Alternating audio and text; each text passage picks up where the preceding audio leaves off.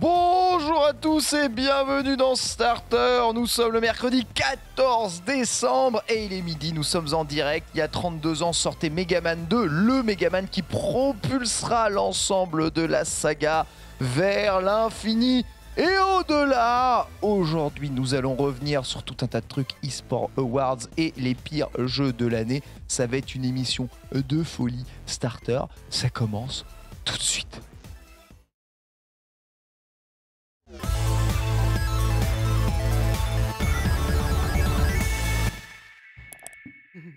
Bonjour à tous et bienvenue dans Starter, ravi de vous retrouver une nouvelle fois pour votre émission d'actualité pop culture avec un air un peu bonnet, voilà, mais le truc c'est que là c'est, oh là là. Ah ouais mais tous les deux en fait, il n'y a rien à faire. Il n'y a rien à faire. Bon, voilà, un peu de respect pour l'audience quand même qui reste là, fidèle à l'écoute à midi. Lox, bonjour, comment vas-tu? Coucou, ça va très bien, je suis trop contente d'être là. Je sais pas pourquoi, j'ai une observation là. Moins je dors, plus j'ai la forme, j'ai l'impression. Oui, voilà, ça s'appelle la, 3h30 la fatigue. Hein. Non, pas du tout, je te jure, je suis vraiment pas fatiguée. Tu le sens au réveil, de toute façon, quand t'es fatigué, t'as la tête dans le cul, quoi. Bah quoi? Pardon, pardon. J'ai dit tête dans le cul, il a dit merde. Non, j'ai oublié que j'avais pas le wifi, il a changé. Ah, ils ont changé de code, il est dans la conversation. Ah, c'est vrai? Ah, merci Polo. Merci beaucoup. Oh là, moi aussi. Oh la vache, je suis coiffé comme un nid de buse. On a tous un problème capillaire. Ouais, je pense. J'espère que vous n'avez pas les mêmes problèmes que nous. Ouais, je pense. Exactement, c'est le resto d'hier. Hier, nous sommes allés restoter dans le 15e arrondissement de Paris comme des bobos parisiens. Ouais. C'était très bon et certains sont rentrés très tard, bien entendu, comme TPK. Bonjour TPK. Oui. Ouais, bonjour. Voilà, dernière semaine, l'envie d'être en vacances bientôt. Lundi, je cut tout sa race. Tout, même... Plus un tweet. Rien. Plus un réel. Zéro. Plus un TikTok. Alors, tweet, quand même, j'aime bien Ouais. Non, tweet, ça sera un petit peu c'est un petit peu le loisir. Tu vois, c'est la petite douceur. Faut toujours envoyer un petit tweet marrant, tu vois. Genre, hier, on a tweeté, on a mis en échec la communauté One Piece en invoquant la famille pirate. Et c'est avec ce genre de tweet que je me dis que finalement, Twitter, parfois, c'est quand même vachement drôle. J'approuve ce message. Il est avec nous, n'est-ce pas? C'est évidemment François le Français. Comment va-t-il? Oh la violence!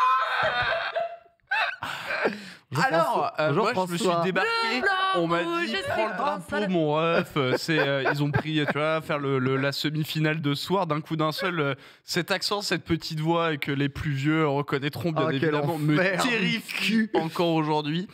Moi, aspect ça va très bien, aspect inverse de Lox, par contre, moins je dors, moins je suis en forme. J'ai dormi également entre 3-4 heures et par contre, moi je suis complètement détruit. On a bu un café à 23 heures, il y a un moment vous vous attendiez à quoi? C'est vrai. Vous n'avez pas tous la même résistance au peu de sommeil, c'est ça? Non, moi, faut que 4 heures est une bonne fenêtre de dodo. Apparemment, c'est dans les gènes, c'est génétique, le sommeil. Oui, ouais, il y en a qui sont capables de dormir 3, 4, 5 heures, ça leur suffit, et d'autres, en deçà de 7, 8 heures, c'est compliqué. Je suis mort. En dessous de 8 heures, je décède instantanément. Je prends peu. C'est-à-dire qu'à la fin de votre vie, vous avez perdu des années à dormir. Oui, mais en fait, j'ai vu cette image sur Internet qui était très éloquente.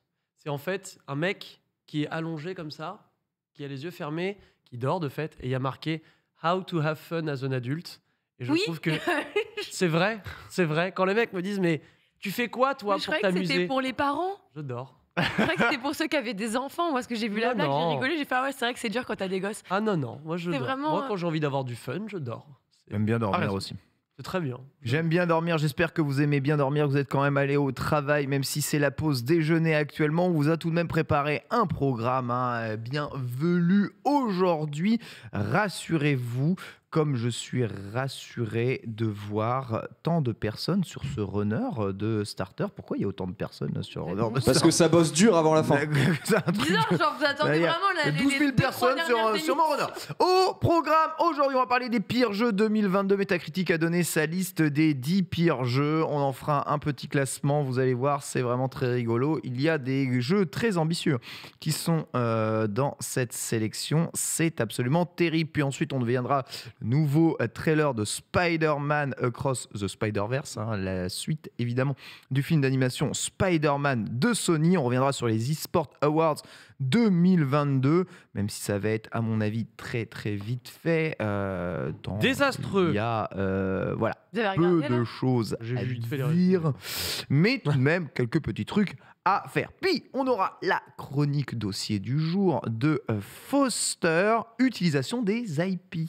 Ouais, ma gueule. On va parler un peu en effet des IP, donc tout ce qui est propriété intellectuelle, etc. Comment c'est utilisé, comment c'est évolué. On essaiera de voir un peu comment ça fonctionne au sein des entreprises de grosso modo qui disposent en fait de des différentes IP. Ça va être plus ou moins intéressant, mais je pense que ça va être marrant. Plus ou moins. Plus ou moins. Ah bah j'ai fini à 4h, c'est pas pour rien moi. Donc je te cache pas que la qualité de la chronique, elle est peut-être en vaguelette quoi. Alors, Je t'ai vu sur le conducteur à 2h du matin. Ouais, je t'ai vu aussi, ça m'a fait beaucoup rire, ça m'a rappelé à l'ancienne qu'on bossait ouais, sur les l'époque. sports. Ouais.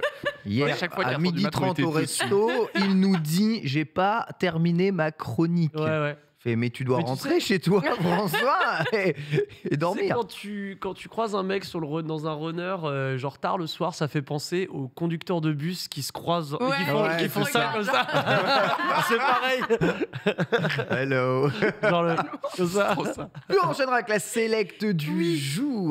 Oui, tout à fait. On va parler de pas mal de choses, à commencer par un semi-report d'Hogwarts Legacy. Oui, un report, mais pas sur toutes les plateformes, on vous rassure. On parlera aussi de la potentielle fenêtre de sortie de Marvel Spider-Man 2. On l'attend beaucoup, le prochain petit bébé, la prochaine petite pépite d'Insomniac plutôt.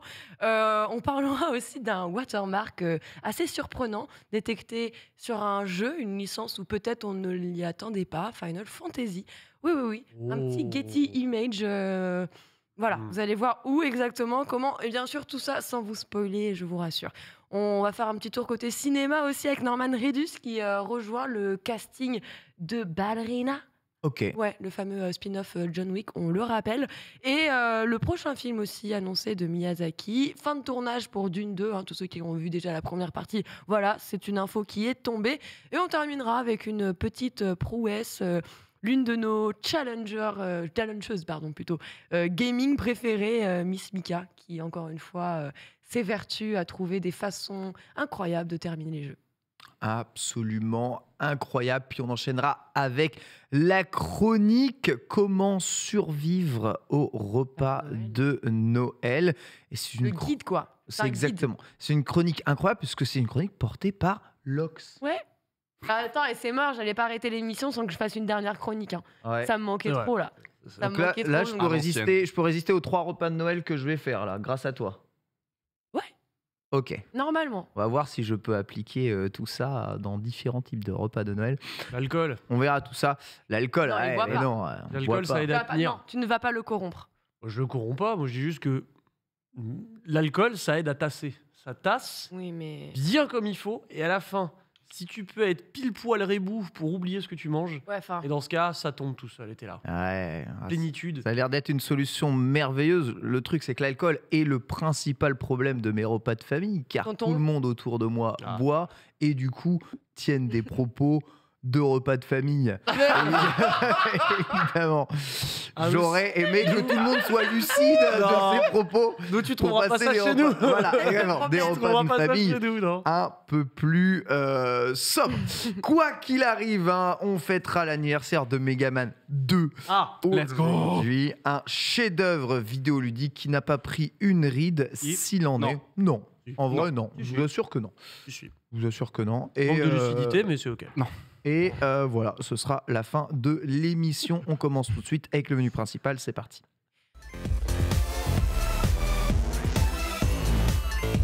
Bah oui, c'est clair. Allô? Les pires trucs, il y en a eu beaucoup des pires trucs, les pires films, les pires séries, les pires takes de TPK en 2022. Il y a aussi les pires jeux de 2022 et c'est le classement Metacritic qui est sorti sur les 10 pires jeux jamais sortis. Alors, j'ose espérer que vous n'avez pas regardé le runner ce matin sans tricher. C'est la première fois qu'on nous dit ça. Alors, pour info, Oui. hier soir, j'ai regardé les news pour On a fait ça ce pré-mâcher un matin. petit peu. On a fait ça ce Oui, matin. mais à donc 2h t'as du pas pu matin, le il voir. était déjà sorti l'article de Kotaku. Ah ouais, toi t'as vu l'article. Donc ça Est-ce faisait 1 heure. que vous connaissez le jeu le plus mal noté de 2022? C'est oui. Ah, Mais je l'ai plus. Attends, il a la une note, parole est à la défense. note de 0,4 sur Metacritic. Note de 0,4. Non, ça c'est la note utilisateur. Là on parle de note des testeurs. Hein. Ah, pardon. Donc les vrais note jeux des- testés Ah, par des par les journalistes. joueurs. Donc ça, Ah ça non, veut dire bon, que ouais. malheureusement on n'aura pas Pokémon Scarlet et Violet dans la liste. Non. Quel Non, dommage. non, ils sont quand même loin, hein, même avec 72%, ils sont loin. Le dernier, il a 30%. Je me C'est rappelle le du pire deuxième. Ouais, le deuxième, il est. C'était sûr. Le deuxième, J'avoue- le deuxième et le troisième, ils sont faciles, mais Ouais. le premier, peut-être un peu plus dur. J'avoue que. Si je m'en rappelle, c'est grave. ou Est-ce que pas le chat là? Bah, je pense, en Non. vrai de vrai. Non, mais non. Pas des Faut même pas indices. Battlefield. Hein. Ouais, J'ai des indices, c'est une suite, le 4e épisode d'un jeu complètement what the fuck. Et c'est la version, il me semble, PC. Version PC, Le jeu est Ils l'ont sous-titré pas dans le chat. No Regrets. no regret. Ah Ah, ça me dit un truc. Non, Là. no Regrets. Mais bon, c'est pour faire un jeu de mots. C'est Ça me dit un passé truc, comme mais je l'ai une pas. lettre à. Ah, c'est Postal 4. Oui, c'est Postal 4. bien entendu. Bien joué, bien joué. Et le pire jeu Bien joué, Lox, de bien joué. l'année, Postal 4, hein, les petits amis, hein, voilà, qui n'a pas l'air comme ça d'être un étron vidéoludique. Ouais. Et pourtant, il a probablement les pires notes qui Mais soient comment c'est sur possible Metacritic. 30%, c'est très faible. Mais- Quand je dis très faible, c'est C'est très, chaud. très, très faible. En Vraiment. vrai, si ça c'est le pire jeu de 2022, on a été bien servi en jeu vidéo. Hein. Ça va. En vrai, Très oui. honnêtement. Alors après, il y a tout un tas de petites merdes qui sont pas testées, tu vois. Mais parmi les jeux testés, oui, il est vrai que la qualité moyenne des jeux vidéo tend à remonter. Mais voilà, le jeu Postal Mais- 4 est un jeu d'un autre temps. Voilà, c'est un peu le Duke Nukem Forever. Voilà, on comprend aussi pourquoi le propos n'est peut-être pas exactement de très bon goût à chaque fois, mais on sait que c'est un jeu extrêmement décalé. Voilà, visiblement, l'humour ne fonctionne pas, le gameplay est daté, il n'y a rien à faire. Ah bon Et en plus, c'est mal opti, donc voilà. 30%. Le deuxième, c'était un jeu qui était extrêmement ambitieux. C'était la prophétie. Ouais. C'était On celui le qui était savait. censé tout changer. Celui qui était censé. Ouais. Cyberpunk. Non. Non, c'est Bah pas non, ça. l'année dernière, ouais. je suis con. C'est celui qui, limite dans son nom, avait une prophétie qui te disait que peut-être ça allait arriver. Bah, Babylon's Fall, Ouais. forcément. Alors, Babylon's Ah, Fall bien est plus, le troisième Oh. jeu le plus noté. Il y a un jeu encore avant. Avant Babylon's Fall En effet, ouais. Ah, c'est pas le deuxième? Et non, Ah non, c'est le le deuxième est un jeu Ah, mais qui je est devrais un les mettre sous- carton complet, une licence, un carton complet du FPS mobile. C'est normal que j'ai J'ai pas fait. réussi à le retenir tellement c'est catastrophique. Exactement. Et c'est un jeu extrêmement populaire. Il est arrivé sur console de jeu cette année. C'est pas Free Fire Presque. loin. C'est La Garen. version mobile. Garen. La version, ouais. mobile de Free Fire. Voilà. Ouais, c'est ça. Ah là, non, c'est Garen C'est- quelque chose. Ça Non, non, s'appelle- Garena, c'est encore autre chose. Non Ça s'appelle Crossfire. Crossfire. X. Crossfire, quel Le, blanc, le pardon. CS Oui, mobile, Le Crossfire X, Crossfire, c'est le CS Ouais. chinois. Free Fire, c'est PC, Crossfire, c'est sa version mobile. Voilà. D'après les trailers, hein, qui faisaient encore extrêmement envie, on pensait que Crossfire X allait absolument tout déchirer. C'est un échec cuisant, en effet, pour le jeu en tournée. Il obtient la note de 38% sur Xbox Series X. Il est donc le deuxième jeu le moins bien noté cette année. En troisième, vous l'avez cité, c'est un jeu PS5.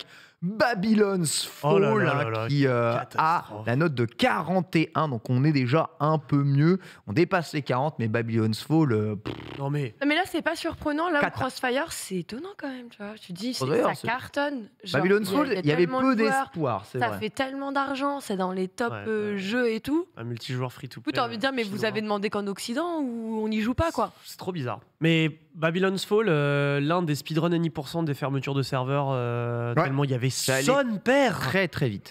Pareil. 8 joueurs, vous vous rendez compte ou pas? Non mais 8 joueurs. Quand tu regardes le jeu comme ça, tu te dis bah ok quoi, ça va. C'est te dire que non mais je veux dire pas pire que tu vois un jeu Switch, tu vois.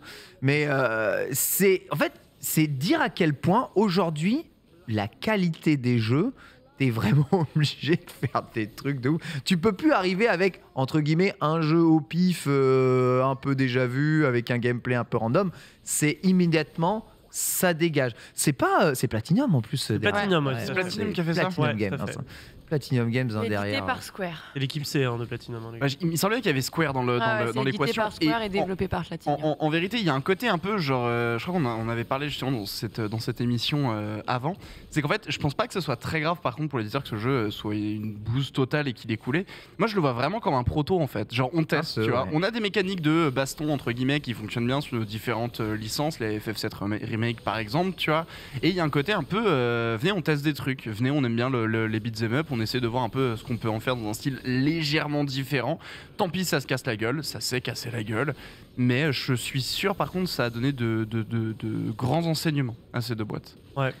Voilà, je vous donne un peu la suite en tout cas du classement des pires jeux. Le jeu semi-indexel sur Switch a obtenu la note métacritique, le mot critique est très important ici, de 43. Ensuite, le jeu Lego Brawls sur PS5, la note de 46. Donc il fait partie des pires jeux de l'année, Lego Brawls. Un jeu Lego Brawls. Ouais, mais quand même. C'est donc le brawler Lego. Bah ouais, mais c'est marrant, Party non? game. Bah ouais, ça marche pas. On voit ici Lego justement Brawl. Donc c'est vraiment la volonté de faire. Tiens, ça ressemble à quoi ça comme jeu? Un PlayStation Battle All-Star, voire Dawn. Un peu. C'est exactement ça. Ensuite, on a Zorro The Chronicle sur PS5. Ah. Saviez-vous qu'un jeu Zorro était sorti cette année? Oui. Toi, oui. Moi, je m'en souvenais plus. On en a parlé. Ah ouais. Je te jure qu'on en avait parlé. Ça m'est sorti de l'esprit. Il a moins de 50, 49% sur Metacritic. Je savais même pas qu'il y avait un jeu Zorro. Non mais regarde pourquoi. Ah Tu te rappelles pas quand on en avait parlé, qu'on s'était tapé une barre, on dit que ça ressemblait à Carmen. Ah oui, c'est le jeu Zorro. Hein. Oui. Ok, c'est pas un jeu Microids ou un truc comme ça. Je me souviens plus du studio, mais on avait une chronique là-dessus. Je sais plus qui l'avait porté, mais trop bien. on l'avait mentionné en tout cas. Édité par Nacon et développé par Bacom Studios. C'est français du coup. Incroyable de ouf. Eh bien, c'est pas très bon. Ensuite, on a The Last Oricru sur Xbox Series X, 50%. Oricru. Oricru, un Qui aurait petit jeu. cru? Qui l'aurait cru? Petit jeu indé aussi, ça ne vole pas Alors. trop. Et ensuite, on reste très proche des 50%. Je vais tous vous les faire, justement, ici. The Waylander sur PC, 51%. Kamiwaza sur PS4, 52%. Et Blade Runner Enhanced Edition sur Switch, avec 52% aussi. Voilà les 10 pires jeux de l'année. Si vous devez donner votre pire jeu de l'année en expérience de gamer, lequel est-il? Pire jeu de l'année, expérience de gamer. Incroyable. Je pense Pokémon Scarlet et Violet, mais je suis un peu biaisé parce qu'il vient à l'instant de sortir. Et t'as pas joué à pire que ça, t'as joué qu'à des bons jeux alors. Évidemment. Oh, regarde l'autre. J'ai commencé mon année avec Elden Ring, donc évidemment ça s'est relativement bien passé. Ouais, Il y a peut-être un mauvais jeu de baston qui a dû se glisser dans le tas, mais qui est pas sorti en 2022 de toute façon. Donc non, je pense que j'irai sur Scarlet et Violet. Scarlet et Violet. Il y a pas mal de trucs ici. Toi, de ton côté, Lox, pire jeu de ton année? Je suis en train de vérifier l'année de sortie. Je sais pas si c'est cette année ou... Non, c'est 2021. Bah, j'y ai pas joué au pire jeu, quoi, parce que du coup, il avait l'air éclaté, donc je l'ai peut-être pas lancé, quoi. J'ai pas... Faites un tour, là, j'ai pas Alors, moi mon pire jeu. Moi, j'hésite à le citer, mais je crois que c'est parce que je n'ai pas compris le principe. Enfin, je n'ai pas compris le propos du jeu. Ou tout du moins, je l'ai trouvé trop générique, le jeu. Et je sais qu'on va m'assassiner pour dire ça, mais je pense que ça sera pour moi Solasta. Solasta. Ah, ouais, Solasta. Moi, ça sera Solasta, qui est un RPG à l'occidental que j'adore. J'adore Pillars of Eternity, les Divinity, les Baldur's Gate 3. Et en fait, j'ai lancé le jeu et j'ai trouvé le jeu d'un quelconque IX, mais genre IX, il y a rien de spécifique, il y a rien de spécial. Je sais pas, franchement, il y a rien quoi, il y a rien qui me reste de Solasta. C'est bon. C'est bon? Mario Striker. Mario Striker. J'y ai joué, je trouvais ça éclaté, j'arrivais pas à voir la balle et Todd. Enfin. Ok, je veux bien l'entendre. Mario Moi, j'ai trouvé le gameplay cool, mais. Sur le chat, Legend Arceus, Mario Striker Football, Battlefield. Alors, est-ce que c'est vraiment encore cette année? Gotham Knight revient beaucoup. Mario Striker, Horizon Forbidden West. Il y en a un qui ose, je pense pour le troll, citer Sifu, le Sonic Modern Warfare 2, Gotham Knight. Gotham Knight, Warzone 2 aussi. Mario Golf, c'était il y a 2 ans. Mario Striker a déçu vraiment de ouf. C'est vrai que c'est bizarre. En plus, là, il y a eu un. Il y a eu Birdo et Bowser Jr. Genre, on vous annonce une grosse mise à jour, il y en aura 3, puis finalement, il y en a qu'une, et on ne sait pas si ce sera d'autres mises à jour gratuites sur 2023. Il y a beaucoup de problèmes autour de ce titre, quand même. J'avoue, ça doit faire partie peut-être des pires titres aussi que j'ai testé cette année, Mario Striker. Le gameplay est cool pourtant. Enfin, le gameplay est chouette. C'est juste on se fait chier dans le jeu. Je pensais que j'allais.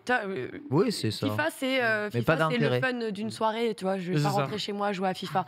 Mais je me disais que tu vois, un striker, c'était typiquement la proposition qui faisait que l'aspect arcade pouvait t'amener plus facilement à jouer à ce type de jeu-là. Et pour le coup, même pas. Genre grave décevant. Ouais, j'ai des meilleurs jeux de foot en mobile, tu sais. C'est peut-être le côté on est déçu parce qu'on en attendait beaucoup qui fait que c'est notre pire jeu, pas forcément la qualité intrinsèque de ce titre. Problème, les gars, pas jouer au lancement. Vous avez vu les jeux que je vous ai cités, c'est vraiment, franchement, c'est vraiment des merdes. Bah oui, mais tu vois, là, c'est Nintendo, c'est du Mario. Forcément, t'as des exigences qui sont peut-être pas les mêmes que sur un Babylon's Fall, quoi. C'est vrai, c'est complètement vrai. Écoute, ma foi, à voir. Quoi qu'il arrive, on a tous le jeu qui nous a pas forcément plu ou déçu cette année. La déception n'est pas forcément peut-être le plus mauvais titre, mais c'est vrai que c'est rare. Pas pour moi. On achète un jeu ultra mauvais et on n'a pas fait exprès et du coup, voilà, tu dis derrière c'est de la merde. Ou alors faut aimer jouer à des jeux de merde, quoi. Alors pour le coup, moi ça fait 1 milliard d'années que je suis inscrit à le Bundle Monthly qui est maintenant Choice, donc j'ai une tétrachier de jeux dans ma bibliothèque Steam et des fois ça m'arrive, je me dis vas-y je prends quelle lettre aujourd'hui, vas-y lettre B au pif, je regarde les jeux que j'ai, j'en installe un peu au pif de fait et je teste et ça m'est arrivé de tomber sur des petites pépites un peu nulles. Je sais pas si vous avez fait votre jeu de l'année. Nintendo propose de regarder un peu c'était quoi votre jeu d'année Switch ou alors votre jeu d'année global. Moi, c'est Pokémon Legend Arceus qui a été vraiment mon jeu de l'année, vraisemblablement. Étonnant. Voilà, c'est comme ça. Franchement, waouh, qui l'eût cru. On avait vraiment besoin d'un rendu final pour l'annoncer, quoi. C'était soit ça, soit Civ 6, donc vraiment. Non, il l'a été pour pas mal de monde, mais c'est un jeu aussi qui a énormément déçu, tu vois. Donc c'est vraiment toujours rigolo. Non, c'est vraiment un bon jeu. Non. Vraiment un bon jeu. On va parler de Spider-Man. Et du nouveau trailer de Spider-Man Across the Spider-Verse. Voilà, la suite évidemment des aventures multiversiennes en animé de Spider-Man. On va lancer un petit sondage pour savoir si vous préférez regarder le trailer en VO ou en VF. Ça va durer 1 minute. Vous avez vraiment 1 minute pour savoir en quelle langue est-ce que vous voulez regarder le trailer, parce qu'on va se le taper en plein écran et on aura de quoi faire ça. Si vous devez choisir VO, VF ici. Ah ouais. VF. VO. Bah moi si c'est pas le Donald Renew, VO. Si c'est pas Donald Renew, VO, c'est quand même. Parce que si c'est pas Spider-Man, c'est dur pour l'ensemble des doubleurs. Non, si c'est pas ça. J'aime bien. Non, si c'est pas Spider-Man, je vais en VO, quoi. Et comme nous avons un bon gros chat de français qui ne parle pas de toute façon la langue, ce sera en VF que nous lancerons le trailer. Aucun espoir de retour. On se le regarde en VF, mon petit Polo, et on se retrouve tout de suite. Il n'y a plus le point.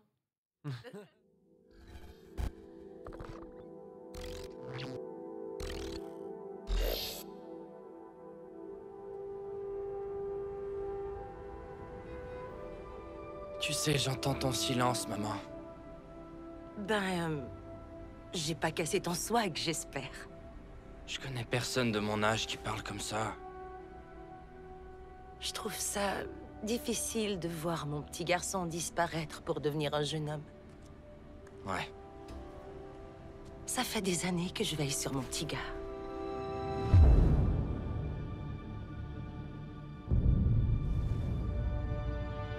Que je le couvre d'amour. Que je m'assure qu'il se sente à sa place, peu importe où il va. Tu peux choisir de parcourir le monde et de faire de grandes choses. Pas mal, petit. Mais ce que je crains le plus, Je t'aime, Miles. c'est que personne ne puisse te protéger aussi bien que nous. Miles! On va faire un tour? Où que tu ailles, promets-moi de toujours veiller sur ce petit garçon. Assure-toi qu'il n'oublie jamais d'où il vient.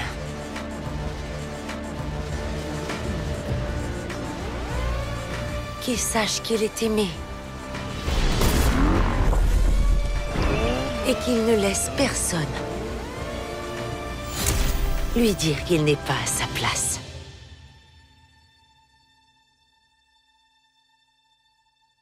Promets-le-moi, Miles. Je te le promets.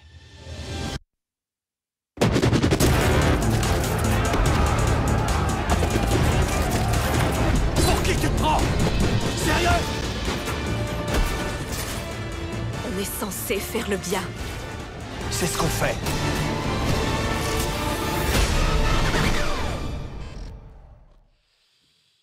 Spider-Man à travers le Spider-Verse, version originale québécoise. Hein. Bien entendu, vous avez voulu un peu de la version française.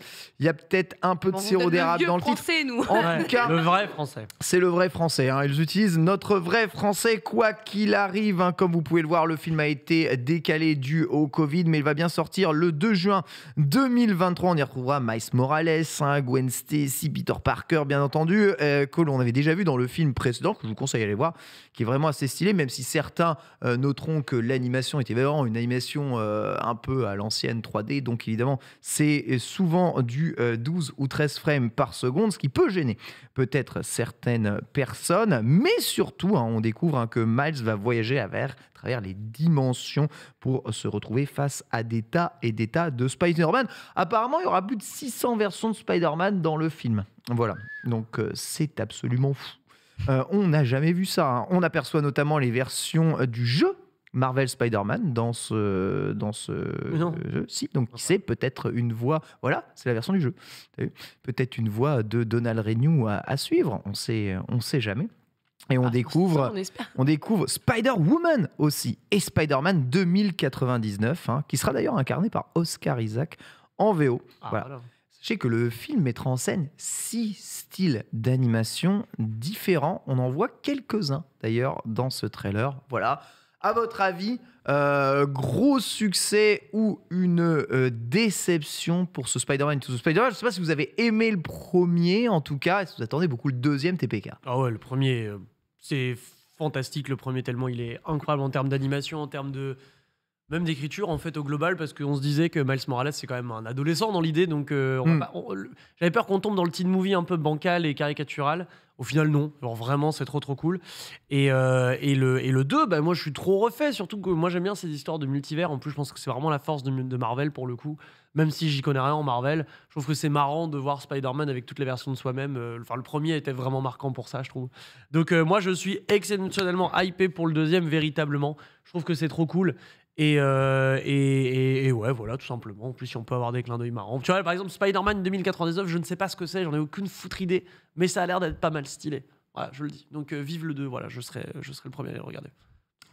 Tout à fait. Ici, Foster. Oui, j'ai vu le 1 aussi, pareil, banger. J'avais bien kiffé, c'était vraiment très chouette. Là, le 2, pareil, moi, le propos multivers, etc., je trouve ça assez bon. En plus, ce qui est chouette, c'est que ça a été très bien introduit dans le premier, et c'est chouette qu'ils étendent un peu plus le concept. L'animation, ça se porte bien justement pour inclure des personnages en veux-tu en voilà, des secondaires, des tertiaires, des on s'en fout, et rendre un peu des univers complètement quadrilatères, carrés. Des quadrilatères, tout à fait. Quadrilatère. Et n'oublions pas. Et avoir des univers un peu fucked up quand tu les vois, c'est tout ce qui marche sur espèce de poutres qui s'entrecroisent par exemple, c'est des scènes et des plans qui rendent excessivement bien en animation, donc c'est chouette, c'est très chouette, j'ai hâte, j'espère qu'il sera aussi bon que le premier en tout cas, on ne peut que le souhaiter. Lox. Bah, en vrai, moi, alors le fait que ce soit de l'animation, déjà, ça me parle beaucoup, surtout par rapport au scénario qui est proposé. Genre, ce serait autrement, ça me parlerait pas du tout. Mais en fait, j'ai bien aimé la P1, je vais dire ça comme ça.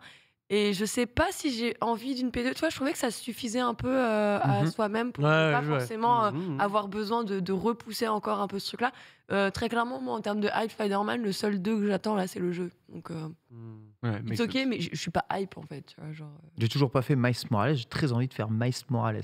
Je pense que quand j'aurai un peu de temps, c'est un des premiers jeux que je vais lancer. Je suis en train de le faire là. Il est sorti sur PC. PlayStation 5. Et pas sur PC. Voilà. Dealer Ken Bogard. Sur PlayStation 5. La PlayStation. Évidemment, l'occasion peut-être de jouer à mon deuxième jeu PlayStation 5. Ce qui sera vraiment très appréciable. Qu'est-ce que je veux dire? Moi aussi, j'attends pas mal ce film. J'ai beaucoup aimé le premier. Même si je dois bien avouer qu'il m'a fallu un temps d'adaptation pour pas avoir mal au crâne. Je trouve que le film et l'animation très saccadée, qui est de l'animation 3D traditionnelle, en fait, c'est comme si c'était animé en 2D, en vérité, avec quasiment le même nombre de déplacements, mais en 3D, ça fait très tac, tac, tac, un peu du case par case. Et ça va, au début, ça me faisait mal au crâne. J'ai regardé avec madame. Madame aussi, elle a commencé à avoir un peu mal au crâne. Et au bout d'un moment, tu vois, on s'y fait. En plus, il y a beaucoup de couleurs différentes et tout. Et après, tu te laisses complètement porter, emmener dans le film. Ton cerveau s'habitue un peu. Vous savez, moi qui ai vraiment l'habitude de jouer quasiment tout le temps 120 FPS, voire du 15 frames par seconde. Ça fait bizarre. J'arrivais plus à discerner l'écran des images. C'est super bizarre. J'étais pas habitué à ça. Et ouais, j'ai vraiment trouvé le film très, très, très, très bien. En plus, c'est un Spider-Man japonais. Donc, ah bah ça, c'est bon. Ouais. C'est gagné. Voilà, il t'est garanti. Comment conquérir Ken, quoi. Tu lui es. Le Spider-Man dans le méca mecha. Spider-Man. Qui était très drôle. Hein, excellent. Je le trouvais trop drôle ce personnage. Excellent le personnage. Quoi qu'il arrive, ça sera en juin que sortira ce film-là. Alors, est-ce qu'il est prévu pour les salles de cinéma, mon Polo? Parce que beaucoup. Absolument. D'accord, prévu pour les salles de Prévu cinéma. pour le ciné. Nickel. C'est-à-dire qu'on l'aura bien plus après pour les autres séances. En tout cas, ça fait plaisir. Sachez que vous êtes plutôt hype dans le chat pour ce Spider-Man. Oui, non. Vraiment être aigri pour pas dire ouais. Je vois des mecs qui disent ouais, mais l'animation est un peu hachée, non? Bah oui. Non mais shit. C'est vrai. Ils sont durs les gens quand même. Hein. Non mais c'est comme. En vrai, ça se comprend. C'est comme quand tu regardes certains jeux, il y a certains jeux qui utilisent comme ça des procédés d'animation un peu étape sautée par sautée, genre Guilty Gear Strive ou Xrd. Et les gens disent l'animation elle est vraiment c'est pas fluide quoi. Et oui, c'est c'est pour c'est le but. C'est le but. C'est le but. Comme les pages de comics. Voilà, faut pas être teuteux. Tu pensais qu'ils ont pas fait exprès? Au montage ils ont pas vu. Ça coûte trop d'argent. Au montage ils ont pas vu. Au montage ils ont pas vu. Mais le mec, il y a un mec il a eu un doute quand même. Dis donc. Manquerait pas des frames d'animation là dans ce qu'on a fait là. Attends, mais t'as raison. Mais 2h15 de film. On regarde Master un coup. C'est quoi, ils ont retiré la moitié des frames et puis il était plus court. Il était plus court. Le film il est plus court de fait. Le film il est plus court. De 2h à 1h. Let's go. Écoutez, c'est vraiment génial, absolument incroyable. Par contre, on a le droit de pas aimer, bien entendu. Bien entendu. C'est pas la fin du monde. Non. Comme je vous dis, même moi, ça m'a donné un petit temps d'adaptation. On va parler un peu des eSports Awards. Le sujet. Qui ont eu lieu cette nuit-là, ou Hogwarts, si tu veux. Bien entendu. La prochaine chronique. Je vous rappelle, c'est la cérémonie journalistique qui a eu lieu à Las Vegas. Les eSports Awards 2022 devaient récompenser à la fois jeux et joueurs e-sportifs ou acteurs de l'e-sport de l'année. Voilà, on a eu des tonnes et des tonnes de récompenses avec beaucoup de noms. Que je ne saurais vraiment vous dire ou connaître, mais on peut peut-être citer quelques disciplines, quelques catégories, en effet.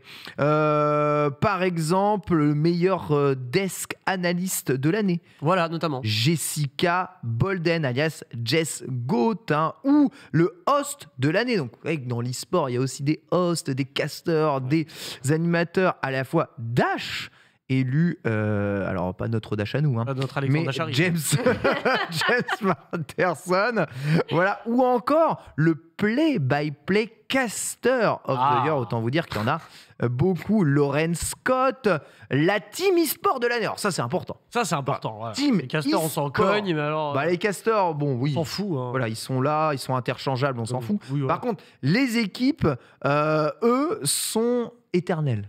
Voilà. Et c'est les Loud qui ont remporté Après, c'est normal. le Encore Team e-sport what de l'année sur Valorant, devançant les FaZe de CSGO et les Los Angeles Thieves de Call of Duty. Peu d'équipes de League of Legends dans cette sélection. Parce que en fait c'est simple, vu que c'est une cérémonie NA centrique, dois-je vous rappeler que le niveau NA sur League of Legends est proche de 0.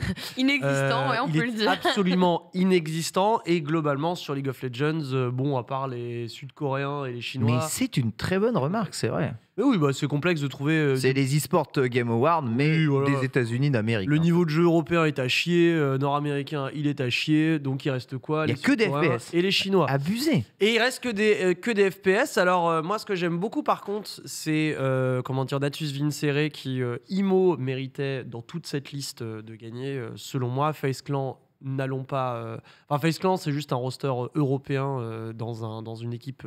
Un roster sud-américain dans un grimé en roster nord-américain, bref.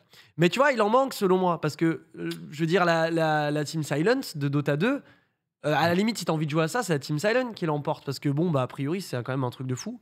Mais bon, c'est Loud qui mérite, hein, puisque non seulement sur Valorant, mais à peu près partout ailleurs aussi, ils font du très bon travail. Alors nous sommes sur le site des AAA, évidemment, que nous saluons. Et sur ce site a été élue l'une des 50 personnalités e-sport Contra en 2023. C'est vrai. Parmi elles, Foster a été élu parmi ce top 50 des personnalités qui marqueront l'e-sport en 2023 par le site AAA.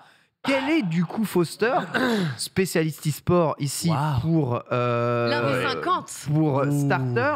Bien sûr. Ton avis sur la victoire de Loud en tant que team de l'année? Écoutez, sur mon avis d'expert, en tant qu'expert e-sport, pour étant une des personnes qui le fera en 2023, ce que je peux vous dire, bien évidemment, c'est que Valorant, un jeu Riot, FPS, sorti il y a peu, a eu un circuit compétitif, je suis sûr, très intéressant, et que définitivement, Loud méritait sa place.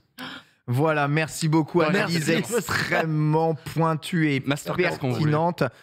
T'aurais pas fait mieux quand même, TPK. J'aurais pas fait mieux. Mais je suis pas dans la liste, donc je peux pas faire mieux. D'un point de vue organisation de l'année, c'est Optic Gaming qui remporte évidemment la victoire. C'est formidable. Le coach de l'année, c'est, j'arrive même pas à prononcer, Blade, je suppose. Blade, ouais. Andriy Horodensky. Le rookie de l'année, les gars, c'est Monessi.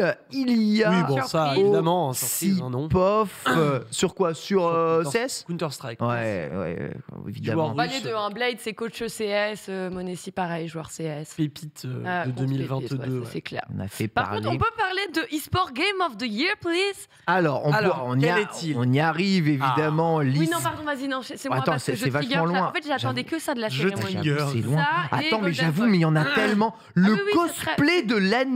Mais non. Vous savez que Kamel, il a perdu face à eBay, déjà, j'ai envie de...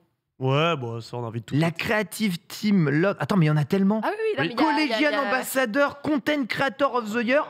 Content Creator of the Year, Hungrybox. Ouais, ma gueule. Là, je suis d'accord. Mérité, hein. Ouais. Clairement, je suis totalement d'accord. Le mec, il est top player sur son jeu, il est méga bon sur Ultimate en plus de ça depuis 40 ans. Pardon, non mais... Le mec fait des streams absolument tout le temps. On en parlait tout à l'heure avec American. Le mec, il sort d'un top 8, il va se poser, il fait déjà une vidéo, tu vois, alors qu'il vient de finir son tournoi. Le boss. Il organise des tournois, bref, il se donne, il se surdonne. Donc ça fait excessivement plaisir de le voir là et d'avoir sa petite coupe. Évidemment, ce qui va faire réagir l'ensemble du monde de l'Internet, quel a été le jeu e-sports de l'année selon les eSports Game Awards. C'est bien entendu Valorant qui passe donc e-sport tier 1 selon le America, et non League of Legends, devançant évidemment CSGO. Valorant roule sur l'ensemble de l'univers. Le reste est plutôt classique, League of Legends, CSGO, Rocket League, Dota 2, et juste en dessous, Versus. Alors, vous n'êtes pas très sérieux. Free Fire, Apex Legends, Rainbow Six Siege et Fortnite, qui est quand même au-dessus. Fortnite de Smash Bros Ultimate ou de Street Fighter 5. C'est vraiment formidable. Catastrophe. Là-dessus, on est d'accord.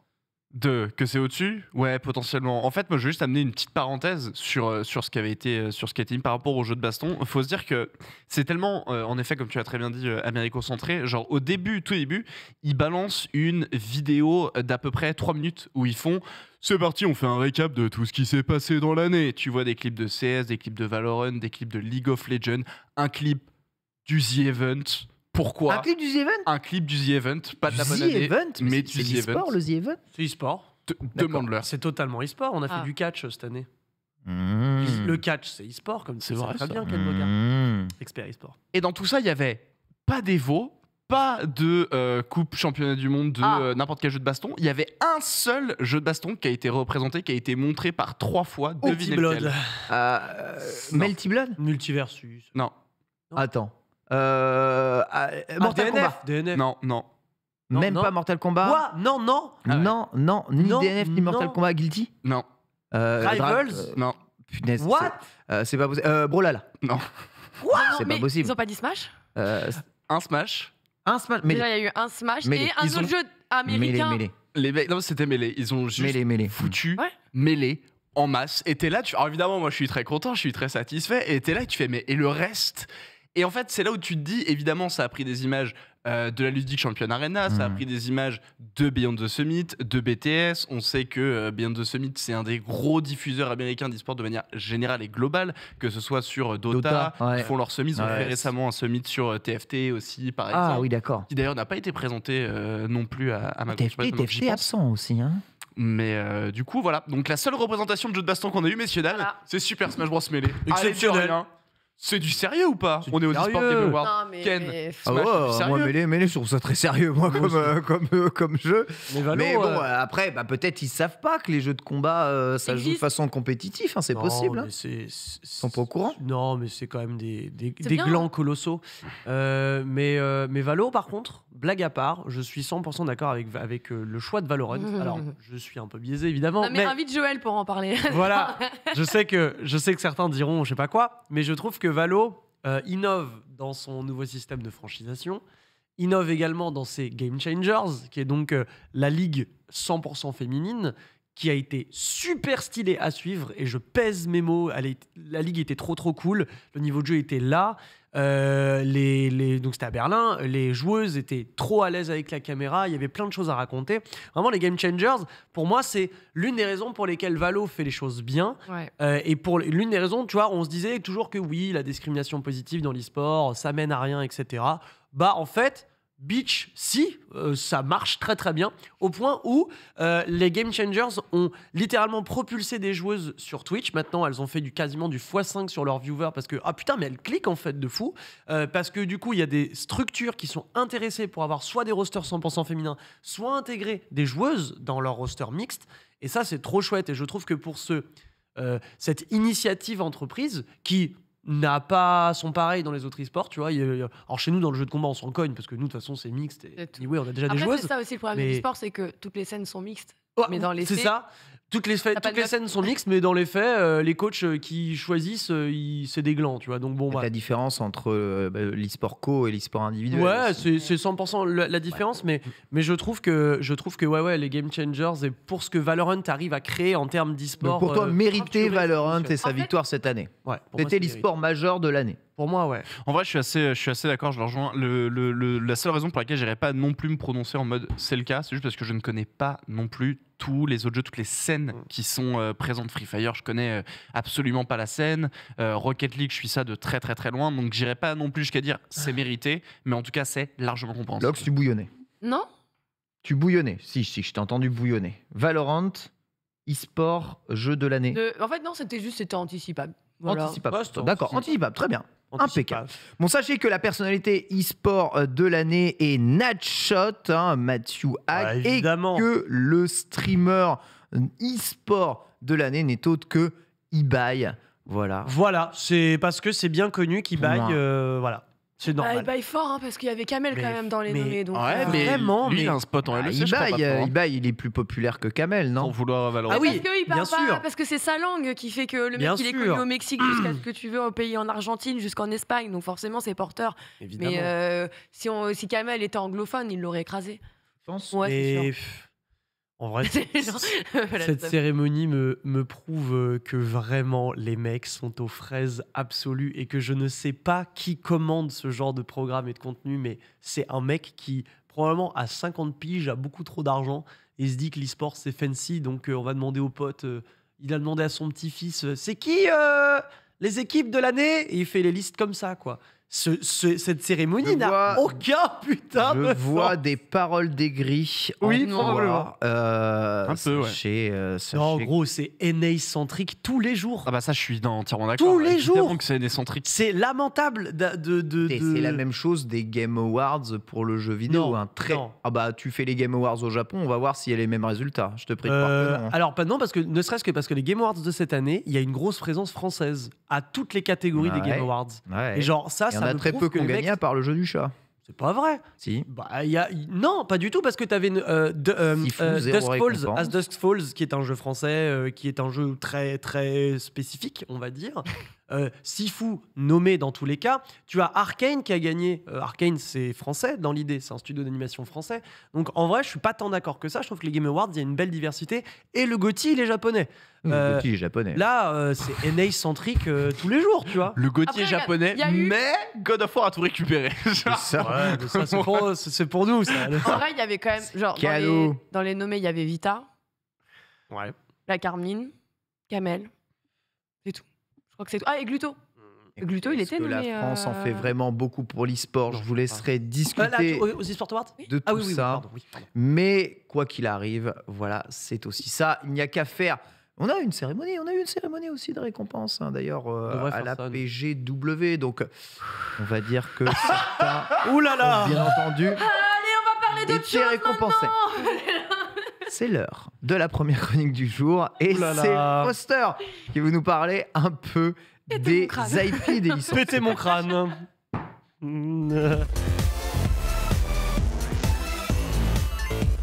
S'il vous plaît, calmez-vous. Calmez-vous, tout va bien se passer. Après tout, qu'est-ce qu'une distinction, qu'est-ce qu'une récompense? Peu de choses. Voilà, l'important, c'est d'aimer. De la D. Ah, pardon. François. Wesh ma gueule. Aujourd'hui, tu vas nous parler d'un sujet assez grave puisque tu vas nous parler de l'utilisation des IP dans le jeu vidéo. Yes, carrément. Donc on va parler un peu IP. Donc encore une fois, attention, disclaimer, j'ai fini ma chronique à 5h du matin en pleurant parce que j'étais sur les eSports Game Awards justement. Donc autant vous dire que la qualité est peut-être un petit peu en dessus de ça. Mais quoi qu'il en soit, bienvenue dans le bateau de la propriété intellectuelle. Attention, vous mettez les pieds, évidemment, ce bateau pourrait appartenir à quelqu'un. La propriété intellectuelle, c'est grosso modo le fait de s'approprier une idée qui, de fait, peut bien évidemment se retranscrire des fois en personnage, en licence. Mario, le personnage, est une propriété intellectuelle. Si tu veux utiliser Mario, va falloir que tu te mettes d'accord avec Nintendo. Grosso modo, ça évite que n'importe qui puisse faire n'importe quoi. Mais dans l'idée, comment est-ce qu'on peut utiliser ces différentes IP?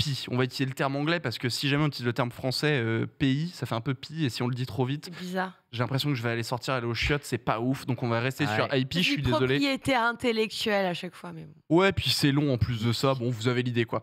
Quoi qu'il en soit, on peut utiliser évidemment les IP de différentes manières, notamment par exemple par des partenariats. Il y en a un qui est sorti il y a pas très longtemps, à savoir il y a à peine quelques jours, et vous tous qui aimez les jeux de baston, vous l'avez peut-être vu passer, ce que vous savez ce que c'est. Merci. Le spoil est passé, Rebook. Non mais en vrai, j'avoue Paul, je suis navré, c'est moi, je t'ai balancé dans la fosse au lion, je t'ai même pas prévenu, t'inquiète. J'ai vu passer aussi. Donc par exemple, Rebook, qui est la marque, va aller s'approprier... Rebook. On dit pas ça? Reebok. ou Rebook.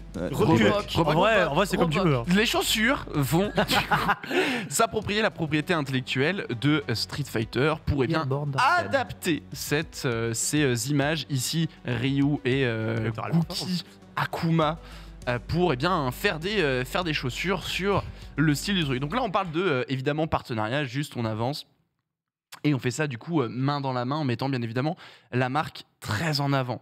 D'une autre manière par contre on peut l'utiliser pas forcément à titre de partenariat pour faire une collab, mais juste parce que ça va être, on va dire, notre corps de métier que de travailler sur des IP.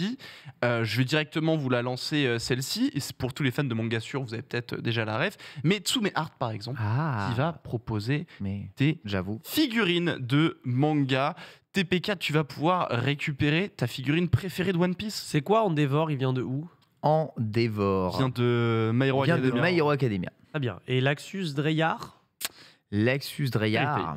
Fairy Tail. Ah ouais. C'est Fairy Tail. C'est Fairy Tail. Et Shoto Todoben là, c'est My Hero aussi. C'est Fistoff. C'est le fils d'Endeavor. C'est le fils d'Endeavor. Il y a un air de ressemblance de Shoto Todoroki. Il y a un petit air. Ouais, ça va, Freezer, ça va? Endeavor. Freezer, ça va quand même. Ça va. Trunks, ça passe aussi. Vegeta, il y a besoin que je t'explique quand même. C'est bon. Bon. Il est de chez moi. Il est de chez moi. Tout le reste, on les Zoro, il y a besoin. Zoro, c'est le. Oden, il y a besoin par contre. Zoro, c'est le perso misogyne, on est d'accord? C'est le perso un peu misogyne, oui, c'est vrai. Non, mais c'est comme moi, je me repère à ça. Oui, c'est vrai. Goku, bon, c'est le perso. Oden, tu l'as pas. Oden, je l'ai pas. Mais par contre, quand tu vois Oden, tu sais qu'il vient de. Avec sa grande gueule, je pense que c'est One Piece. One Piece, voilà. Il y a une grande bouche, je me repère à la bouche. Exactement, ça c'est ce qui fait que One Piece est très fort. Voilà, très bien. Ça me donne envie d'acheter plein de figurines, mais non, c'est trop cher. Ouais, j'avoue, il y a quand même le prix. Et en fait, grosso modo, la personne était passée justement sur Manga Sûr et il parlait comment il travaillait avec les différents acteurs japonais, des auteurs ou les ayants droit, donc ceux qui ont les propriétés intellectuelles, pour mettre en place ce genre de statut, parce qu'ici c'est donc une boîte externe qui va aller travailler main dans la main avec ceux qui disposent de la propriété intellectuelle. Et là, c'est évidemment, on doit correspondre, rentrer dans les différentes cases de ce qui peut être demandé. On développera ce petit point un peu après. Les IP, ça permet également,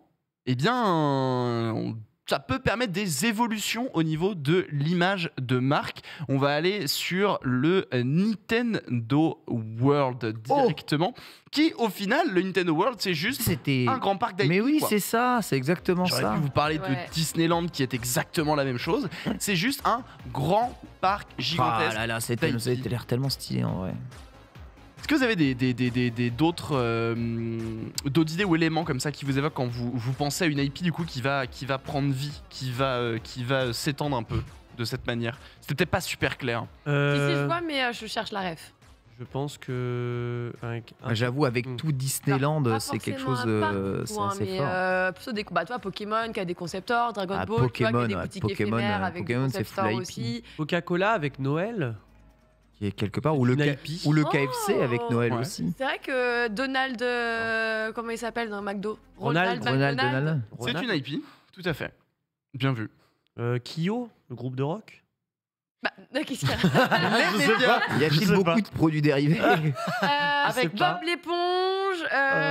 Non, mais je peux en placer un milliard, après on s'arrête. Cite les Gundam grandeur nature, Harry Potter, un gros IP aussi dérivé en bon nombre de choses. Et bien justement, en bon nombre de choses, on va maintenant s'attaquer au niveau des médias. Alors j'aurais pu parler d'Harry Potter en effet, qui est passé du livre au film. Ouais. Et je sais plus quel exemple j'ai mis pour être tout à fait honnête. Wink, j'aurais besoin que tu... Ah oui, par exemple, les Lego.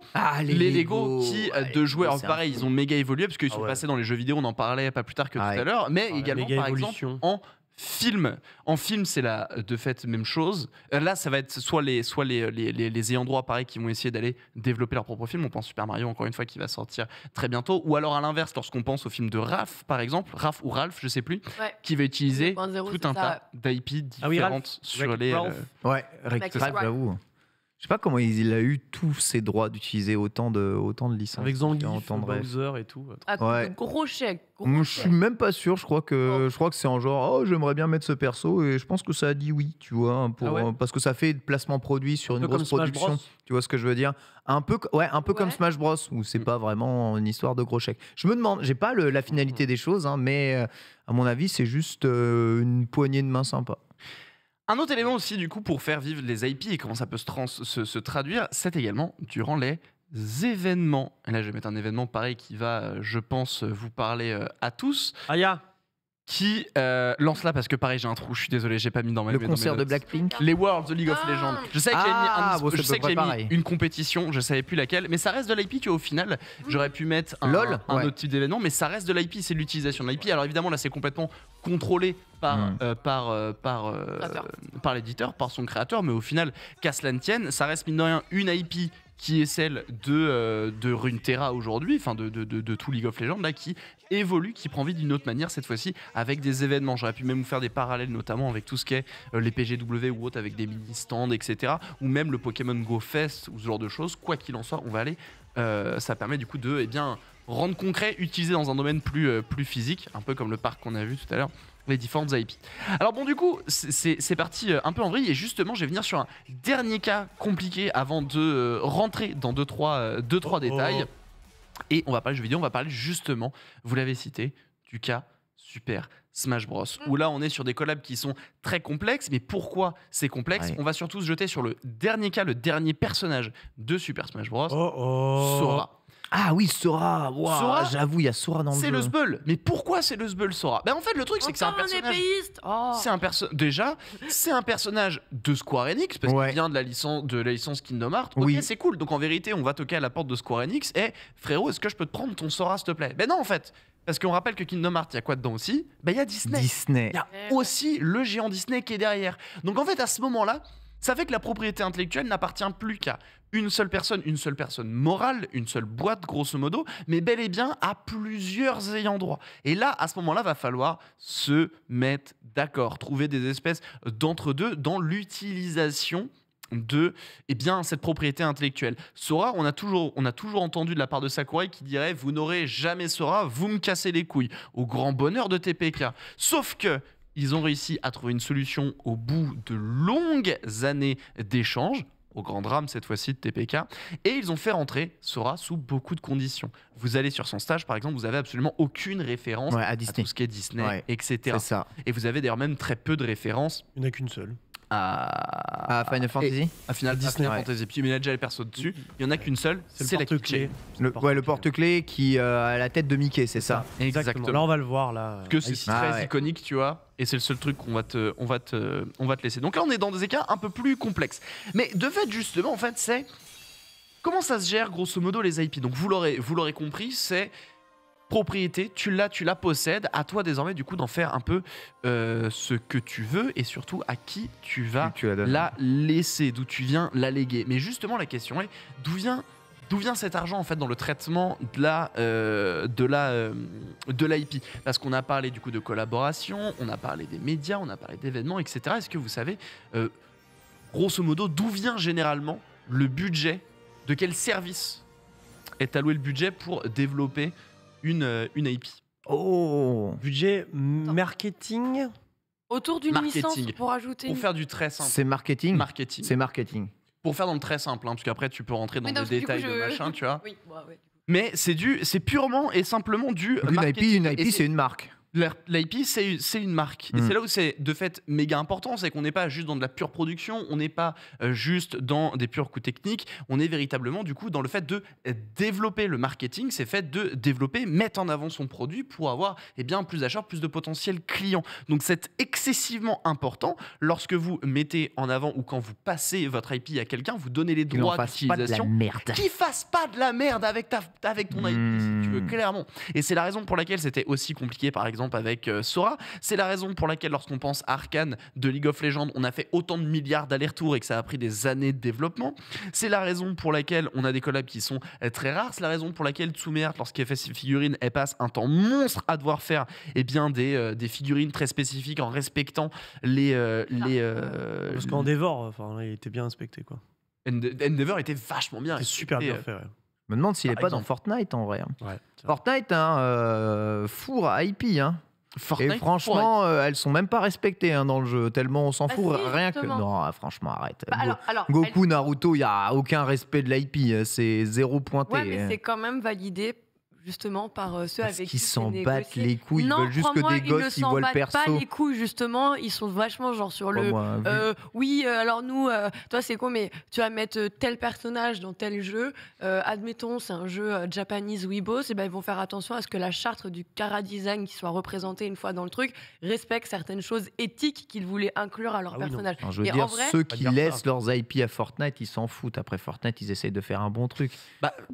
C'est du budget marketing. Encore Et en une fois. vérité, C'est ça. Fortnite, C'est tu tapes à ta exactement porte, ça. tu fais frérot, tu vas toucher des millions d'utilisateurs, en plus des gamins C'est qui vont pouvoir exactement être ça. des clients long En terme. fait, c'est juste le rapport de force, il est inversé. Mais croyez-moi, n'importe quelle autre personne, tu vois, on parlait de Tsume Art ici, mais Tsume Art, il fait un Goku aussi pété qu'il y a dans Fortnite, jamais ils ne sortent la figurine, tu vois. Alors sûr. Fortnite, ils peuvent faire un Goku qui fait n'importe quoi, qui a les bras n'importe comme ça, qui tient une arme, ils s'en battent les couilles, tu vois, c'est juste le rapport de force, il est pas le même. Et ça, c'est un point que j'aime beaucoup que tu as abordé, la notion de rapport de force. C'est qu'en fait, le truc, c'est que justement, dans des négociations commerciales, c'est toujours la même chose. J'ai quelque chose, tu as besoin de quelque chose, viens, on discute.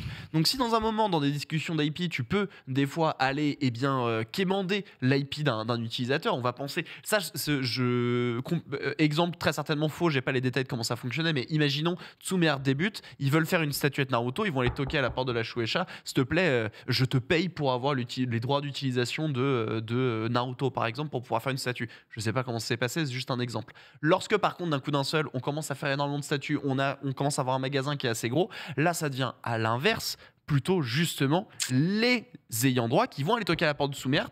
Mec, tu fais des statuettes de ouf, je suis Tite Kubo, j'ai fait Bleach, tu fais des statues de ouf de Naruto. Viens si tu veux, viens s'il te plaît, mets en avant Ichigo parce que véritablement là j'ai besoin que tu le fasses. Donc on a un véritable rapport de force dans ces utilisations d'IP. Donc c'est là où c'est dans le service marketing, c'est évidemment du budget du coup marketing. À tout moment ça peut être des coûts, comme à l'inverse ça peut être du coup de la recette. C'est difficile de savoir et de savoir comment c'est. On ne connaît pas les détails des petits contrats et autres. Alors d'ailleurs pour l'anecdote, alors je suis désolé, je digresse un peu. J'ai découvert qu'on avait en France le trophée marketing. What the fuck? Chaque année. Mais je ne savais pas, où on donne, un peu comme les Game Awards, on donne des prix. plutôt comme les lions dans la pub, quoi. La cérémonie. La meilleure pour les agence de directeurs market. artistiques, meilleure agence et tout, c'est les lions. Ok. En fait, qu'on remet, c'est une cérémonie qui a lieu à Cannes tous les Incroyable. ans. Ok. Et c'est les lions d'or. Et ben, il y a la même chose pour les Pour le trophées marketing. ouais. Et il y a les meilleurs événements marketing, les meilleurs justement par rapport à des marques, comment les marques du coup s'appliquaient sur leur utilisation, notamment sur même l'e-sport d'ailleurs est cité dedans. Les problèmes que ça peut encourir, et je vais conclure là-dessus parce que je crois que je commence à dépasser un petit peu grosso modo, c'est qu'en fait le contrôle de l'IP est super important parce qu'on peut très facilement tomber sur des contrefaçons notamment. Alors si votre contrefaçon elle tombe vendue sur, je crois que j'ai entendu la régie rire Et d'ici. son tapin là. Ouais. Ah bah il est comme dans l'animé, c'est bien. C'est Son Gokan. Je te crois pas. Ça c'est une contrefaçon. Oui, oui. C'est qui, du coup Gohan. Shangoku. Schlong Gohan. Schlong Gohan. Ouais. Il est beau. Il y a une idée, mais là, Horreur. même la copie est ratée. On intuite donc ce qu'ils ont voulu faire. Ouais, on devine. On devine ce qu'ils ont On voulu devine faire, l'intention mais de c'est l'artiste. raté. Vous Parce que- forcez de constater. Parce Et que, attention. évidemment, comme on l'a dit, plus les propriétés intellectuelles sont énormes, plus c'est difficile. Il faut tenir absolument tous les moindres petits détails. Je reparle encore une fois des années qu'on a passées pour pouvoir inclure Sora dans Smash. C'est pas pour rien, ça a été très très très long. Capcom sur les chaussures Reebok, ça devait être plus que compliqué aussi. Non, la couleur, c'est pas le bon rouge. Non, là, c'est pas le bon noir. Attention, les lacets, ils sont pas de la bonne forme. Bref, ils peuvent être relous sur tout un tas de petits détails parce que voilà, c'est l'IP, c'est la marque. Nintendo, pareil, pour son film Super Mario World, ça a dû être un enfer. Non, il va pas mettre un coup violent. Ça va plutôt être tourné sur une bataille un peu humoristique entre Donkey Kong et Mario qui se tapent dessus, par exemple. Donc, je pense qu'on a, enfin bref, on a tout un tas d'éléments qui sont très durs à devoir gérer. Et autant tu peux faire des contrefaçons relativement facile. Si t'es un petit constructeur, un petit machin, si t'es un Tsume Art bis sorti de nulle part et que t'as 2 employés et que tu fais tes petits trucs que tu vends sur le carrefour d'à côté, en vérité, Isoka, si tu fais la contrefaçon, on viendra pas forcément t'emmerder, mais t'es à risque. T'es à risque, et c'est ce qui peut bien évidemment aussi se passer pour des événements beaucoup plus importants, comme notamment des événements compétitifs organisés sous licence Nintendo. Le Smash World Tour, bien évidemment, vous avez compris où j'allais en venir. Grosso modo, lorsqu'il sont des compétitions sur l'IP de Super Smash Bros cette fois-ci, puisque oui, on a parlé des personnages, mais les jeux également sont des IP. Dans un seul média, il peut avoir une tétrachie de différents types d'IP qui peut évidemment se combiner. Là, c'est Nintendo qui va posséder un Smash Bros. Au sein de Smash Bros, il y a tous les persos qui sont possédés par d'autres entités. Bref, vous avez l'idée, mais grosso modo, les IP, c'est du marketing, c'est de l'image de marque, très très très importante de le respecter et d'être respecté avec ces dernières. Si vous ne respectez pas ces différentes ces différentes lignes, ça peut vous tomber dessus. Je suis navré pour cette chronique qui a été faite à 4h du matin avec 3 heures de sommeil, mais j'espère, cela dit, que vous avez appris quelque chose. Merci, c'était tout. Bien entendu, mon bon Foster, vous l'avez compris, faire très attention avec les licences, l'utilisation des licences. Ces licences, ces IP sont des marques qui, évidemment, attraient à l'image de marque. Et ce n'est pas possible d'utiliser les marques n'importe comment. Sous le coup, peuvent tomber de la contrefaçon. Et même si tu fais pas le Son Gohan pété du cul, réutiliser certaines marques pour faire n'importe quoi, des médias quelconques, ça peut tomber sous le coup de la contrefaçon. Et dernier point, faut pas oublier, cela dit, que les IP, notamment les personnages, surtout dans le domaine culturel, tombent dans le domaine public au bout de 50 ans. Ça, c'est complètement vrai. Ça, c'est très important. C'est pas pour rien d'ailleurs qu'on a un film d'horreur sur Winnie l'ourson. C'est vrai. Je crois qu'on peut réutiliser Qbert comme on veut. Oui, il y a beaucoup de choses, Popeye, que tu peux... Popeye. Il y a beaucoup de choses que tu peux réutiliser totalement Mickey naturellement. bientôt. Eh oui. Mickey Mouse. Peut-être. En tout cas, merci beaucoup Foster pour cette chronique sur les IP. On va enchaîner avec le reste de l'actualité. Tout de suite avec Locke, c'est parti.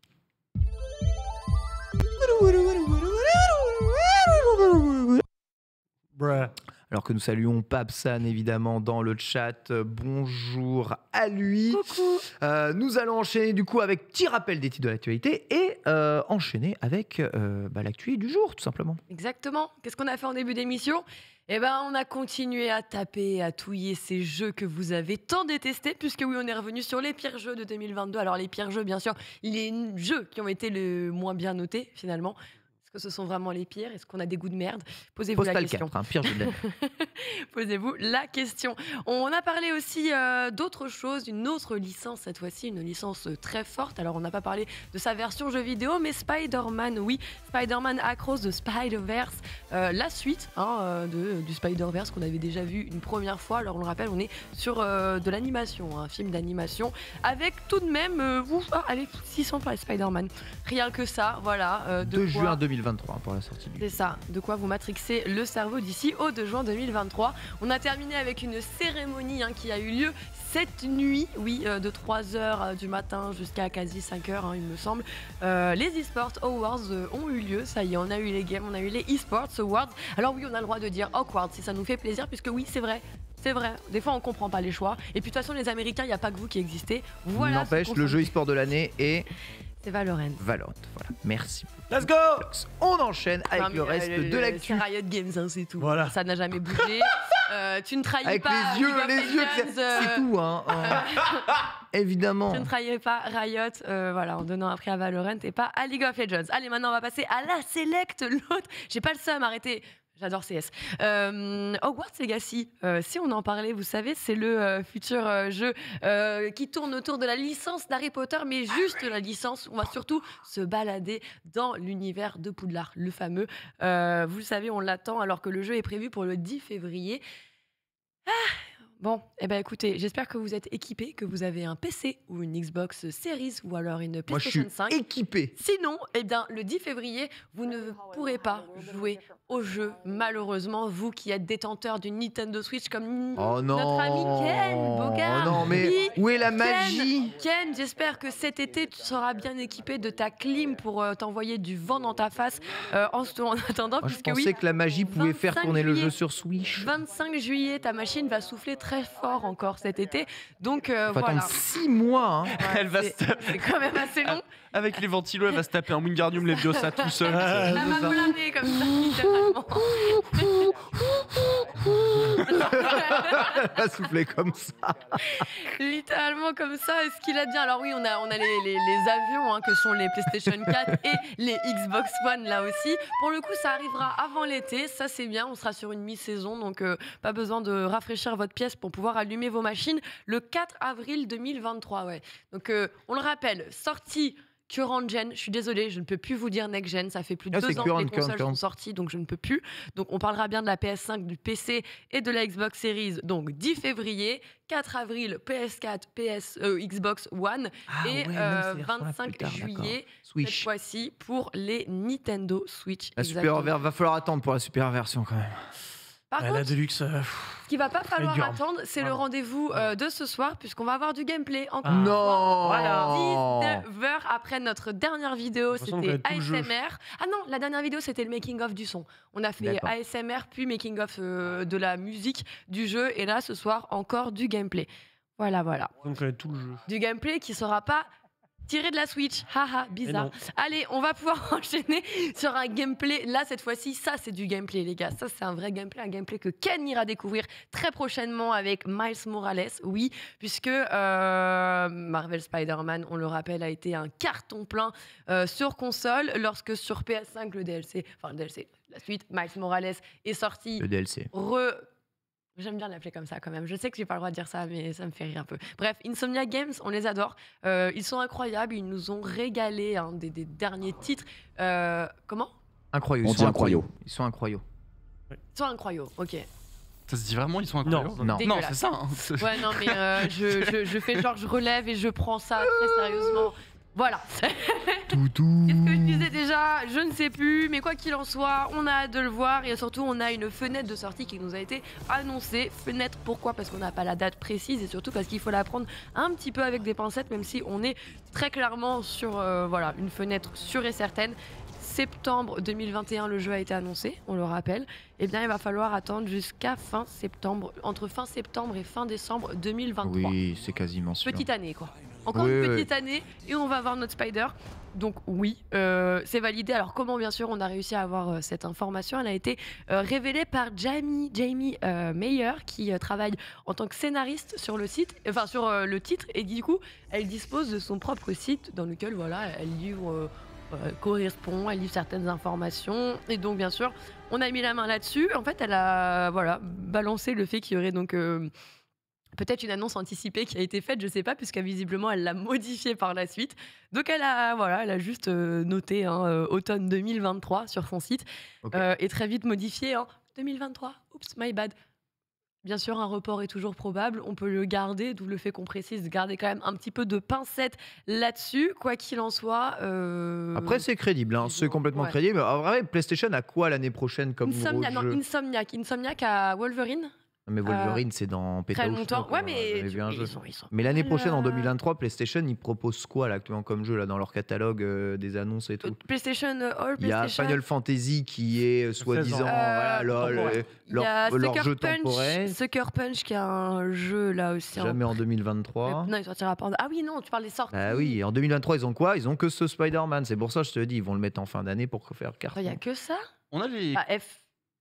FF16, oui, c'est temporaire. FF16, c'est ce que je dis. On a les supports d'Armored Core. Armored Core, non, on n'a pas les supports d'Armored Core. Ça m'étonnerait que ce soit que sur PlayStation, mais on sait jamais. Non, je les vois pas sortir, surtout pas non plus. Il y a surtout, au début d'année, en fait, la grosse sortie pour eux, c'est le PlayStation VR. Oui, voilà, avec aussi des jeux exclusifs dessus. Ensuite, il y a Final Fantasy XVI arrivé à l'été. Et il va y avoir après, Spider-Man pour la rentrée. Hogwarts Legacy, entre guillemets, Forspoken, on me dit au début de l'année. Dans le sens où ils ont un DLC exclusif pendant un an. c'est encore Square Enix. Forspoken, c'est pas une exclu. Donc en vrai, pour moi, vu qu'ils ont dégainé déjà Horizon, qu'ils ont dégainé God of War, tout ça, ça me semblait évident qu'ils allaient dégainer Spider-Man l'année prochaine, quoi. Ça sera vraiment leur jeu de l'année prochaine. C'est assez évident, mais quand tu as la confirmation, voilà. Et après, c'est Square Enix qui fait leur année avec des licences bien achetées. Ah, on a oublié Fallen Jedi Survivor, mais non, parce qu'il sait pas que c'est partout. Ça, c'est pas du tout. En fait, il y a plein de jeux qui vont sortir, mais qui ne seront pas en exclu. C'est le jeu vidéo, c'est logique. On va parler un peu de Final Fantasy VII.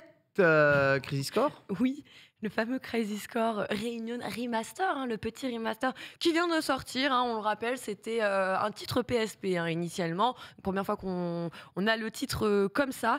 Et écoutez, ce qui a été spoté, c'est une petite peinture qui contient le petit watermark. Ah. Voilà, un petit watermark Getty Image a été spot dans le jeu.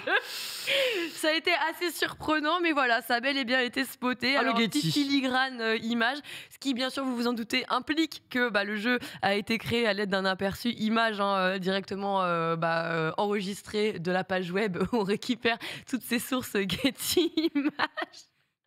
Ah, ça, c'est moche. Pour vous donner quelques informations, comment le mec a détecté ça, où est-ce qu'il l'a détecté d'ailleurs. Écoutez, c'est dans le chapitre 8 du jeu, apparemment. Vous allez rentrer dans le manoir dans le manoir Shinra. Exactement. Dans des vous tableaux. spoil pas, franchement, c'est bon, il n'y a rien de catastrophique. Et donc, dans cette maison, très belle maison, vous allez donc trouver pas mal de peintures. Et parmi certaines de ces peintures accrochées au mur, et bien, quand vous regardez un petit peu plus dans le détail, effectivement, vous pouvez découvrir cette fameuse. Il n'y a pas mort d'homme. Mais tu vois, on sent. C'est le petit genre de truc qui te fait dire que ce Crisis Core, c'est vite fait, bien fait, expédié. Allez, racheter Crisis Core. Allez, ça passe gold, c'est envoyé. Non, on parle d'un jeu quand même fait par des Japonais avec le soin du détail. Je pense qu'on voit ici une intention de réalisation pour refléter sur notre société. Un placement produit. Ouais, peut-être un placement produit.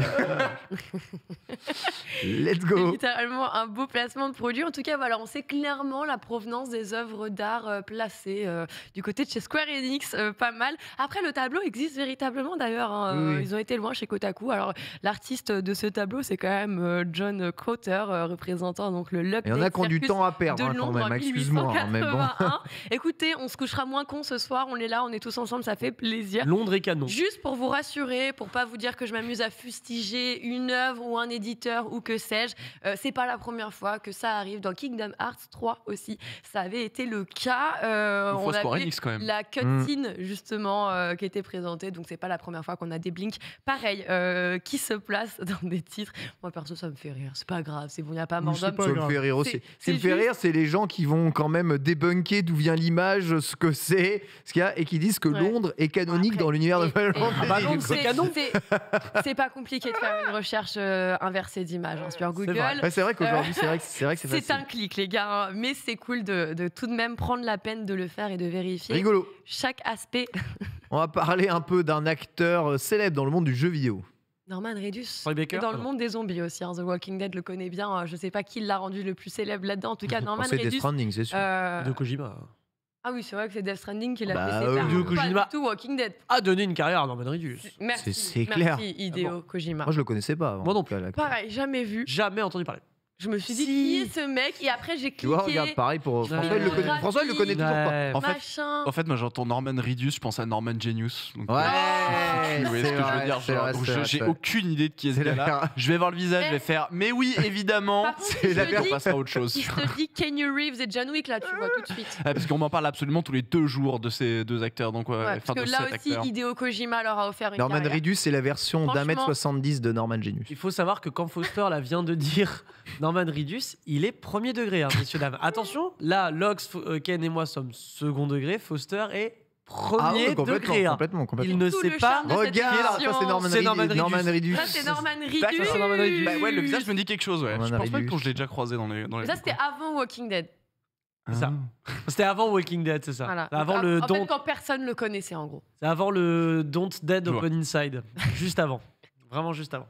Magnifique. Bon, allez, on va revenir à la news. Je vous promets, on avait des choses à vous annoncer. Pourquoi on vous en parle? Alors, on parle de Ballerina. Ballerina, peut-être que ça ne vous dit rien, là, dit comme ça. Par contre, si je vous dis John Wick tout de suite, ça vous parle un petit peu plus. Alors, Ballerina, ce sera tout simplement le prochain projet qui est directement tiré de l'univers de John Wick, puisqu'il s'agira d'un spin-off. Un spin-off qui est plutôt attendu. Et surtout que cette nouvelle, avec le fait que Norman Reedus rejoindra le casting, a créé beaucoup de hype. Les gens sont très contents, même les équipes qui vont travailler avec, puisqu'il sera directement aux côtés de Anna de Armas et ce tout sera produit par Erika Lee, qui visiblement est une grande fan elle-même de Norman et donc est convaincue que les fans seront tout aussi excités à l'idée de le voir rejoindre le casting et être présent sur voilà, le film et le projet qui s'ensuit. Plutôt cool de ce côté-là. Je sais pas, vous, un spin-off autour de John Wick, ça vous parle un peu de base? J'y vais, John Wick, je vais tout voir. Je suis Yankee, moi. Yankee John Wick. Okay. Yankee. J'ai vu le premier.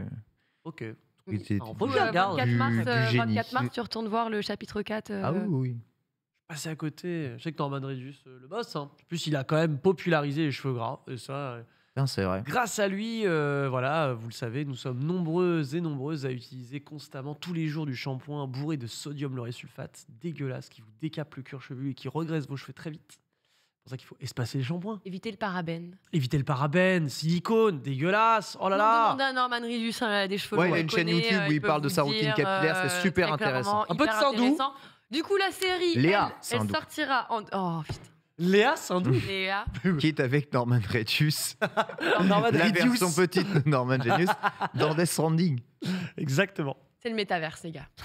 On y est. C'est incroyable. Fatigué, Foster? C'est pas fini. Là, on l'a perdu. Le pauvre aussi depuis tout à l'heure, on l'emmène n'importe où. On parle de shampoing en même temps que Norman Reedus. Les gens, ils sont perdus.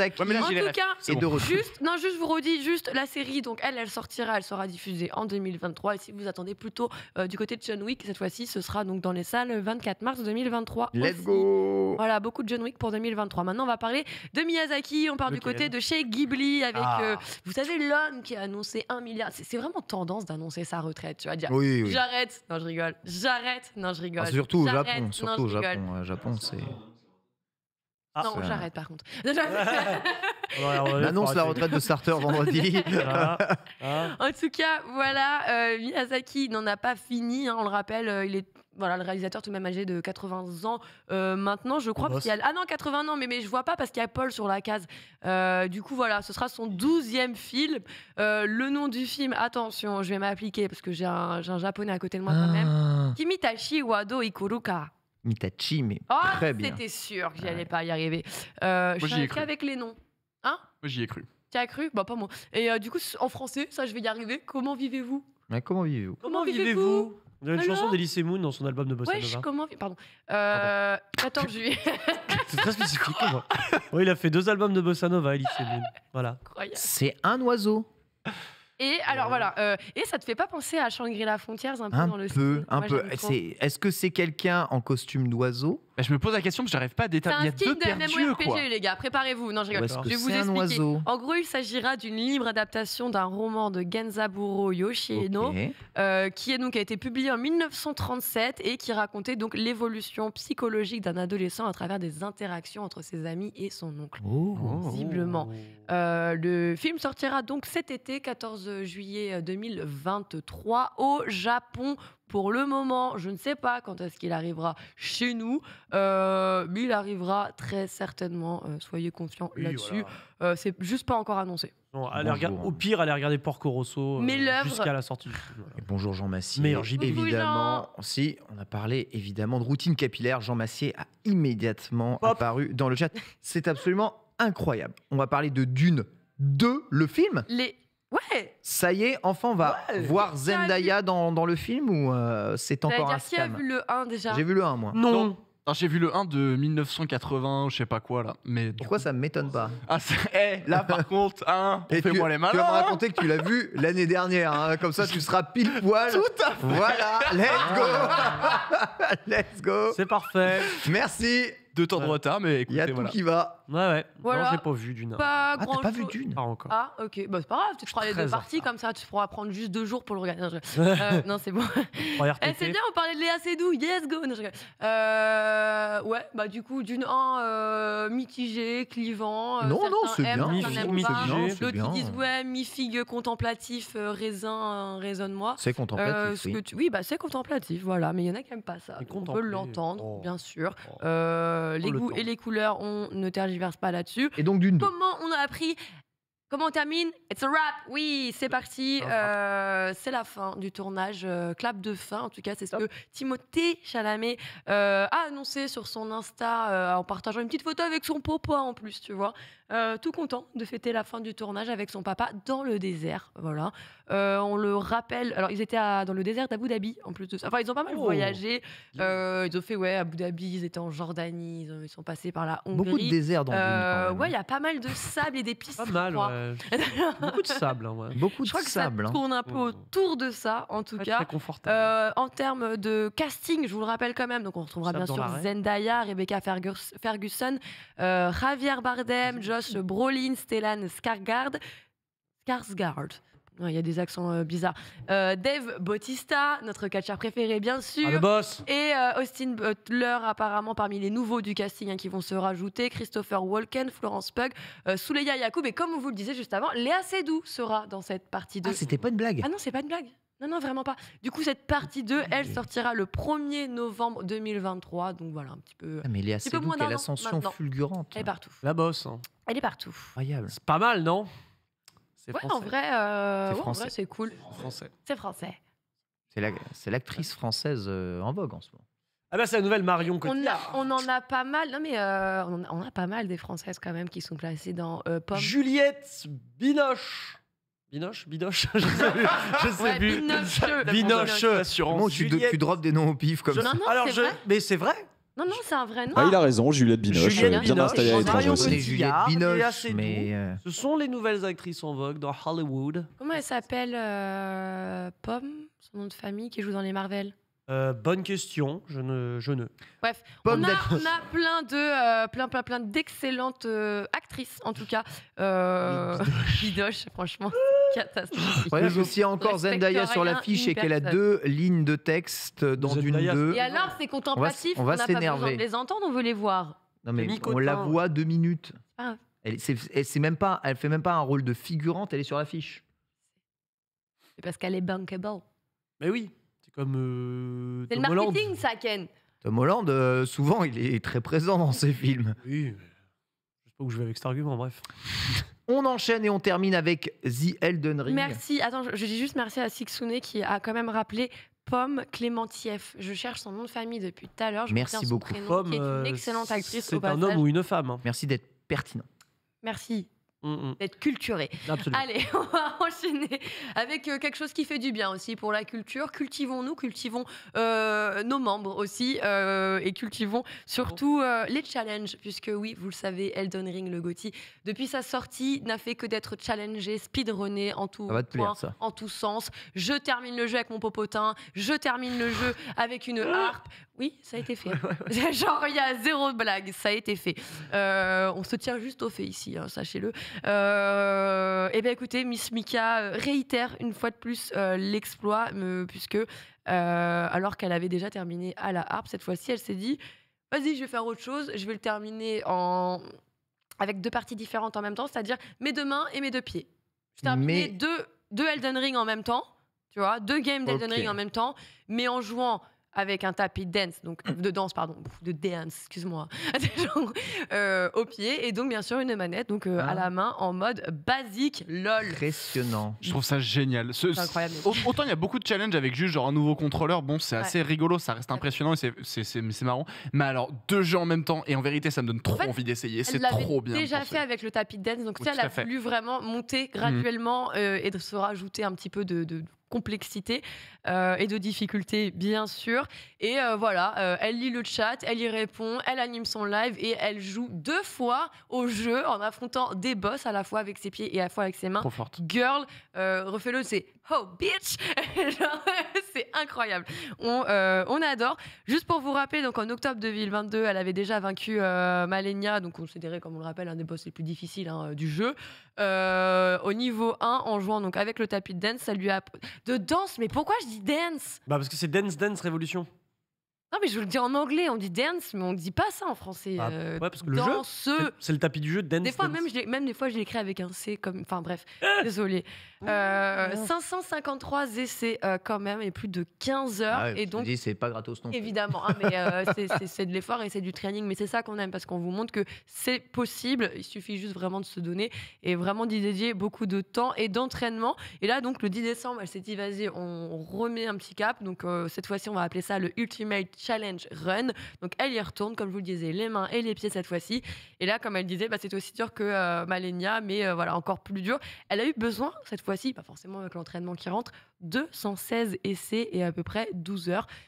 La fatigue, quand même, elle est présente, ça, on s'en rend bien compte. Ça va vite, en fait. Quoi qu'il en soit, c'est un bel exploit. On salue et on adore. En vrai, c'est insane de se dire qu'en seulement 16 heures de pratique, alors ok, ça squeeze un peu tout ce qu'elle a fait avant, mais genre en seulement 16 heures de pratique, parvenir à s'adapter au fait qu'on doit regarder 2 écrans séparément pour gérer d'un côté un écran avec tes mains, de l'autre côté avec tes pieds, seulement en 16 heures, faire un jeu comme ça, c'est impressionnant. Je suis émerveillé. Ouais, après, il y a 500 heures, 600 heures, 700 heures d'entraînement derrière, tu vois ce que je veux dire. Mais ouais, c'est vraiment un truc de ouf. Non, c'est 12 heures, pas 600. C'est des essais. Hein. Oui, non, 600. Non, mais...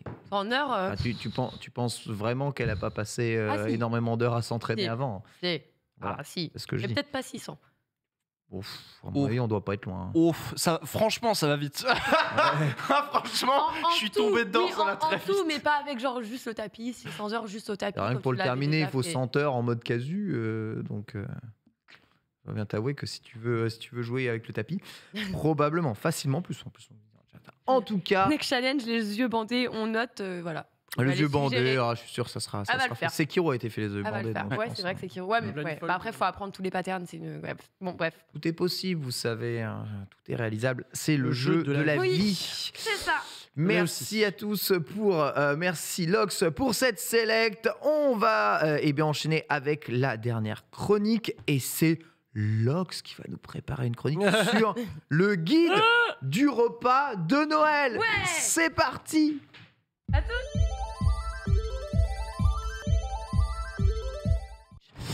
C'est le switch de place. C'est moi, je suis chroniqueuse, ça va? Bonjour Lox, la chroniqueuse. Bienvenue dans l'émission, ravi de vous retrouver. Donc Lox, la chroniqueuse, qui n'est pas Lox, évidemment, l'animatrice. Rien à voir. Absolument rien à voir. C'est une autre personne. Ça fait quelques années maintenant que vous me voyez sur le stream le midi. Ce que je vous ai toujours caché, c'est qu'on était deux. C'est trop bizarre de te voir là quand même. T'as vu? On était deux pendant tout ce temps. Oui. Une doublure. En fait, il y en avait une qui faisait le journal le matin, le journal de jeux vidéo, donc avec Ken, Lame. Et puis la P2, c'était le soir, le Scale avec Lame. Donc là, c'était l'autre, la chroniqueuse. Et la host est restée de l'autre. Hein? Oui, j'avoue. Et moi, j'étais dans les deux. Et Borvo dans les deux. C'est Borvo. Ah ouais, je comprenais rien. Mais comment ça, t'étais dans les deux? Eh oui, il était dans les deux émissions. Il était dans les deux émissions, Borvo. Moi aussi, j'étais dans les deux. Est-ce que tu dois vraiment la ramener? Moi, j'étais nulle part. Arrêtez de faire. Je sais pas. Tu seras bientôt dans les trois. Je m'inclus dans les trois. Bah dans les trois émissions disparues. Ah, c'est vrai qu'on en a enterré un Mac. Allez, rip à tous, rip à nous. C'est bientôt Noël, les gars. C'est vrai ça. Ouais. Vous aimez bien Noël, vous ou pas? Moi, j'aime bien Noël. J'aime bien Noël. Ouais, j'aime bien Noël. Est-ce que vous, on vous met plutôt du côté j'aime des pas enfants ou on vous place au milieu des adultes? À la fête de Noël, je déteste. Vous savez, les adultes, ceux qui ont des conversations absolument inintéressantes, qui donnent envie de crever et te dire oh, heureusement qu'on les voit qu'une fois par an. C'est vrai. C'est pas vrai. Des fois, c'est moi l'adulte qui a une conversation inintéressante et qui donne les autres envie de crever. Hein. Ah ouais. J'avoue, j'étais à côté de toi hier soir. Voilà, tu vois, regarde. Parfois, je plaisante, évidemment. c'est moi l'adulte nul. Non, toi, non, vraiment, attends, on va vous dire un vrai truc à ça. Ken, sa passion, apparemment, c'est regarder les gens. Ouais, j'adore regarder. Il nous regarde, il dit franchement, c'est genre juste je vous écoute et voilà. C'est vrai. Ouais. Et je suis en mode, mais j'ai un film. C'est vrai. Il aime bien faire ça quand tu le vois avec un peu de gens autour. Très Juste il se pose, il dit rien, mais il passe d'un visage à l'autre comme ça. C'est que des jambons. Il est là, puis il te regarde, il te juge, quoi. Ah non, je juge pas. J'apprends de vous. J'apprends de vos expériences, j'apprends de vos vies. Je trouve ça enrichissant d'entendre à chaque fois d'autres points de vue de personnes. Voilà les points de vue. Tu as été servi autant que de plats autour de cette table. On va pouvoir revenir justement à notre tablé de célébration pour les fêtes de fin d'année. Je me suis dit, ouais, pourquoi pas faire un petit guide de survie au repas de Noël, puisque vous le savez, parfois on a des familles cool, des fois moins, et on va commencer quand c'est moins. Voilà, je vous ai fait un petit florilège de tout ce que vous pouvez placer sur votre table discrètement pour vraiment vous divertir sans mourir pendant votre repas, parce que c'est vrai que tu as 4 entrées, après tu as 4, 5, 6 plats. Après, tu as genre le fromage avec la salade. Tu vis chez les rois, et toi. après, encore le dessert. Après, il y a les digestifs. Après, ma mère, elle dit, vas-y, café gourmand encore. Je dis, non. Voilà, bref, comme on sait, les repas de Noël, généralement, c'est interminable. Normal. Ça s'appelle un week-end chez mes beaux-parents random, en vrai. Ah ouais. Oui, moi aussi, c'est pas 14h à table, 22h, tu sors.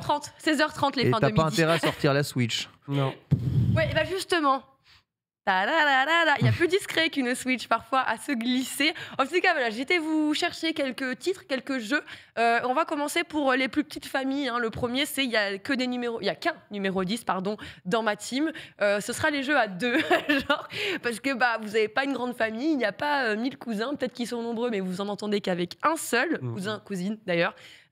Du coup, on a commencé un petit florilège. Je commençais avec les plus classiques, les plus basiques, c'est-à-dire que vous ne ferez aucun effort, vous allez juste attraper votre tel, tu vois. Et on va prendre tout ce qui est split screen. Forcément. Entre guillemets, split screen. On va commencer. Vous allez faire une recherche très simple, que vous soyez sur iOS ou Android. Vous y allez, vous faites jeu à 2 petits points, multijoueur. Aussi simple que ça. Et là, en fait, directement, tu te retrouves. Alors, déjà, plutôt pas trop mal noté. 4,7 étoiles tout de même sur 5. C'est plus que correct. Ça, c'est les 60 jeux indémodables. C'est ça. En fait, c'est l'écran classique du ping-pong, garde spinners. Hippoglouton. Les adversaires, justement, en dehors de la scène. Le air hockey. On a le snake. Voilà. Donc, le snake, vous en doutez, c'est de ne pas toucher le corps de votre adversaire. Vous avez du billard, du morpion, du penalty, du sumo. En vrai, vous avez quand même une variété de jeux qui vous permet juste de glisser votre écran entre vous et votre voisin et de vous affronter sans être contraint de vous coltiner les discussions autour. Moi, j'ai utilisé un jeu comme ça pour un mariage une fois. Ça, par contre ? Ouais, pour un mariage. Et à la table, on attendait que le repas arrive et on a lancé, devine quoi, alors là, c'est vraiment roots, Pokémon Showdown, mais en version random team. Donc en gros, tu lances Pokémon Showdown Random Team et tu fais un combat Pokémon avec des teams complètement au pif, c'est façon Pokémon Stadium. Et vous avez fait le mariage comme ça. Et on a fait le mariage comme ça. L'odeur de la phrase. C'est ce qui m'a inspiré cette chronique. L'odeur de la phrase. Ouais, mais en vrai, j'avoue, je rejoins pour l'avoir déjà fait. L'odeur du mariage. Ouais, c'est marrant. Ouais, c'est marrant. Par contre, ça marche mal. Les gars, les mariages des Z, il y a le premier qui sort son téléphone, il y a un dropkick du bout de la salle avec 3 tantines sur ta tronche. Ah, mais moi, c'était des mariages de gamers. T'as pas le droit. Moi, je vais à des mariages quasiment que de gamers. Donc, s'il n'y a pas des gens qui jouent, globalement, ils estiment que le mariage est raté. J'ai jamais fait un Je suis allé à un mariage, le mariage de Asenka, il y avait des bornes d'arcade dans la salle, frère. Et dans le menu du mariage était dans une cartouche de Mega Drive. Ok. Ça, c'est marrant. Donc partant de là, on était là.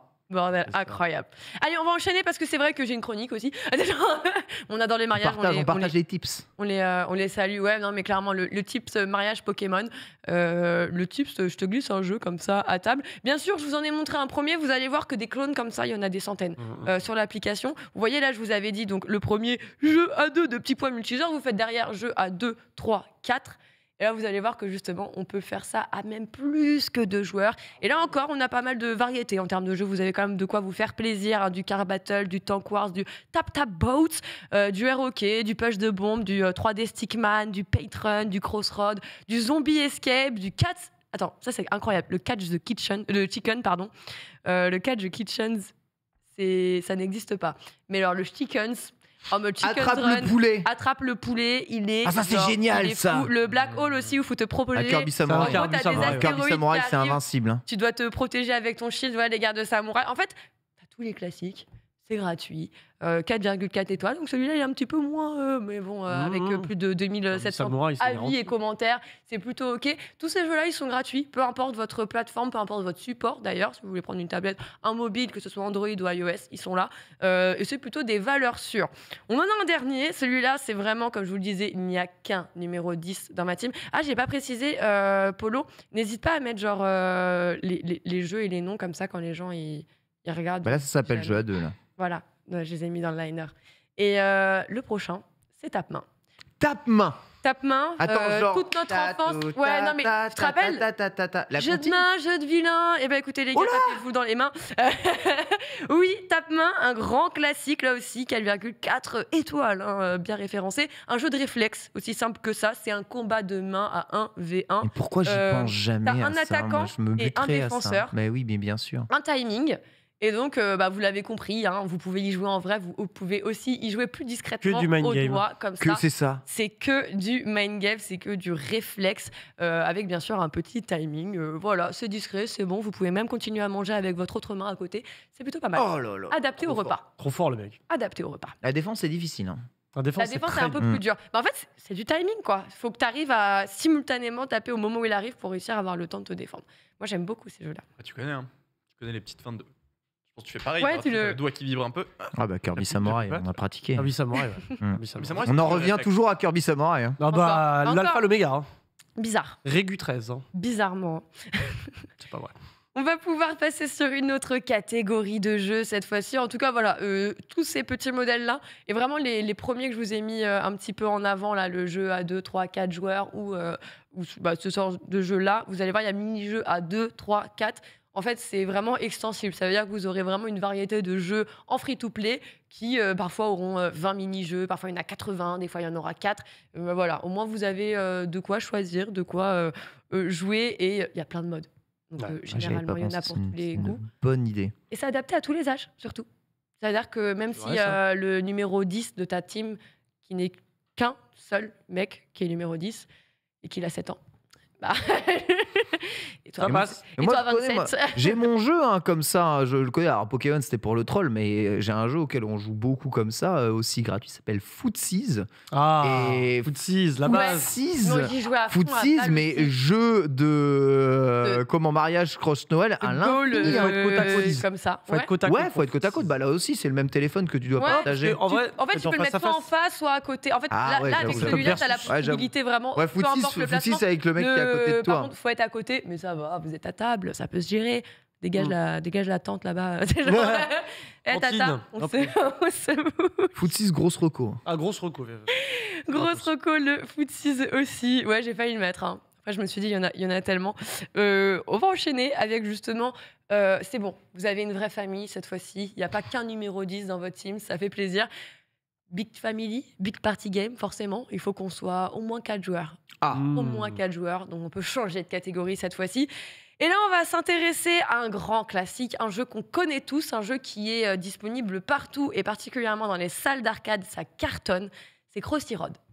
Crossy Road. Crossy. C'est pas le truc auquel Road. tu te butes, toi C'est Frogger. C'est littéralement Frogger. un jeu qui nécessite qu'une seule touche. C'est aussi simple que ça. Ok. Et Il nécessite qu'une seule touche. tu peux jouer à 4 en LAN party. Ouais. Attends, Wow. oui, c'est jusqu'à 4 normalement. Attends, non, tu peux jouer jusqu'à 8, mais si tu changes de plateforme, c'est ça la petite particularité. Je crois que tu peux jouer à plusieurs, tu peux jouer à 2 Vraiment, sur c'est Frogger. une tablette. Et après, vous pouvez jouer à beaucoup plus, mais c'est chacun son appareil. C'est-à-dire que chacun doit avoir au moins un téléphone. Vous travaillez, et enfin vous le connectez au système Wi-Fi, quoi. Vous êtes à côté, hop, ils vous reloquent tous dans la même game. Et donc vous êtes tous sur la même map et vous vous voyez traverser mutuellement. Le but, vous l'avez compris, c'est d'aller le plus loin sans se faire percuter en traversant la route. Easy, simple. Je crois que c'est l'un des jeux d'arcade où j'étais la plus étonnée, tu sais, bah vraiment, c'est littéralement dans les sounds, dans les bornes d'arcade. Ouais, Tu sais, bien t'as sûr, le bien gros, sûr. le gros buzzer, là. comme Ouais, ça. bien Et sûr. les gens, ils se butent à ça, mais genre, c'est jamais dispo limite. Il y a toujours quelqu'un sur la machine pour pouvoir y jouer. Donc visiblement, ça fonctionne bien. J'ai mis un deuxième lien vidéo justement pour vous montrer que c'est disponible vraiment sur toutes les plateformes. Là, on a littéralement... Ah bah non, on voit pas parce qu'il y a nos têtes avec la caméra. Mais du coup, il y a une famille en dessous là qui sont en train de jouer. Ils sont 4 et ils y jouent sur Apple parce que du coup, c'est sur Apple TV, Arcade, tout ça. Tu peux un peu le dispatch, jouer aussi sur Android TV. Donc en fait, c'est disponible sous plein de formes différentes. Et voilà, comme on voit, très familial. Vous pouvez y jouer à la fois en mode adulte et tout. Vous avez plein de modes différents. En plus de ça, il n'y a pas que la road, comme on a pu le voir. Ah oui, ça c'est le même jeu qu'avant, d'accord. Il y a plusieurs niveaux, d'accord. Et du coup, soit vous vous synchronisez, soit vous la jouez en mode Death Run. Celui qui n'arrive pas à suivre sort de l'écran et bien sûr va mourir. Voilà. Ça a l'air vraiment, en vérité, en vrai, ça a l'air trop bien. Ouais. En mode jeu couch gaming, moi j'aime bien ce genre de jeu, tu vois. Ça me parle de ouf. En plus, tu joues des poulets. Genre, vive les poulets, voilà. Des petites oiseaux de qualité. Avec le téléphone trop fort. Ouais. Encore un jeu simple, facile, actif. Ok. On va passer à un autre, peut-être un peu moins connu, mais un petit party game, pareil, qui se joue jusqu'à 4. C'est un peu ce que je vous montrais, un peu pour vous dire que voilà, il y en a sous toutes les formes. Sticky Man. Sticky Man Party 1, 2, 3, 4. Genre, littéralement. Ah ouais, là, ça aussi c'est le. Vraiment de tout. Et du coup, vous pouvez donc y jouer à la fois sur mobile comme sur tablette, même si la tablette à poser sur la table, effectivement, c'est pas ce qui est le plus simple. Mais là, pareil. C'est vraiment. Comment ça s'appelle Wii U Party, mais sur mobile. C'est ça. Wii Party U. C'est le genre de truc que tu peux avoir en mode payant sur Switch et c'est gratuit sur vos mobiles. C'est ça. Mais on a vraiment. Je suis désolé, on parlait tout à l'heure des jeux de l'année 2022, mais voilà, c'est typiquement là où j'aime le jeu vidéo. Ouais, j'avoue. L'inventivité, un design simple pour répondre à un besoin qui est simple. C'est merci de présenter tout ça, c'est très bien. Ça montre un peu la diversité du jeu vidéo et punaise, ça fait du bien. Ouais, il y en a, c'est cool. En vrai, ce qui est cool avec ce titre en particulier, c'est qu'il est essentiellement du coup destiné à jouer en hors ligne, quoi. Genre à prévoir que les joueurs ils soient là, ils soient ensemble et je sais pas, ton avion il est en retard, t'es là, ouais. Genre en mode support de galère, on le sait tous, on est passé par là. C'est ça, c'est exactement ça. Mais les gens ont raison sur le chat, c'est à se demander pourquoi il n'y a pas Mario Party mobile ou juste les mini-jeux Mario Party sur mobile. On vous a déjà parlé de l'IP. Ouais. Ah mais oui, mais en justement possédant une IP comme ça, de te dire bah franchement, je fais mon jeu. Nintendo ne force pas assez, hein. Casse tout. Il y en a beaucoup, hein, des IP comme ça, bien sûr. Il y en a plein que je n'ai pas mis parce que on n'a pas une durée indéterminée pour vous faire une chronique. Mais quoi qu'il en soit, je vous en mets quand même quelques-uns. Donc vous avez vu, il y a le mode rallye, il y a de la peinture, il y a du football, il y a des jeux de chars, pas mal de jeux différents. Et là encore, jusqu'à 4 joueurs. Donc voilà.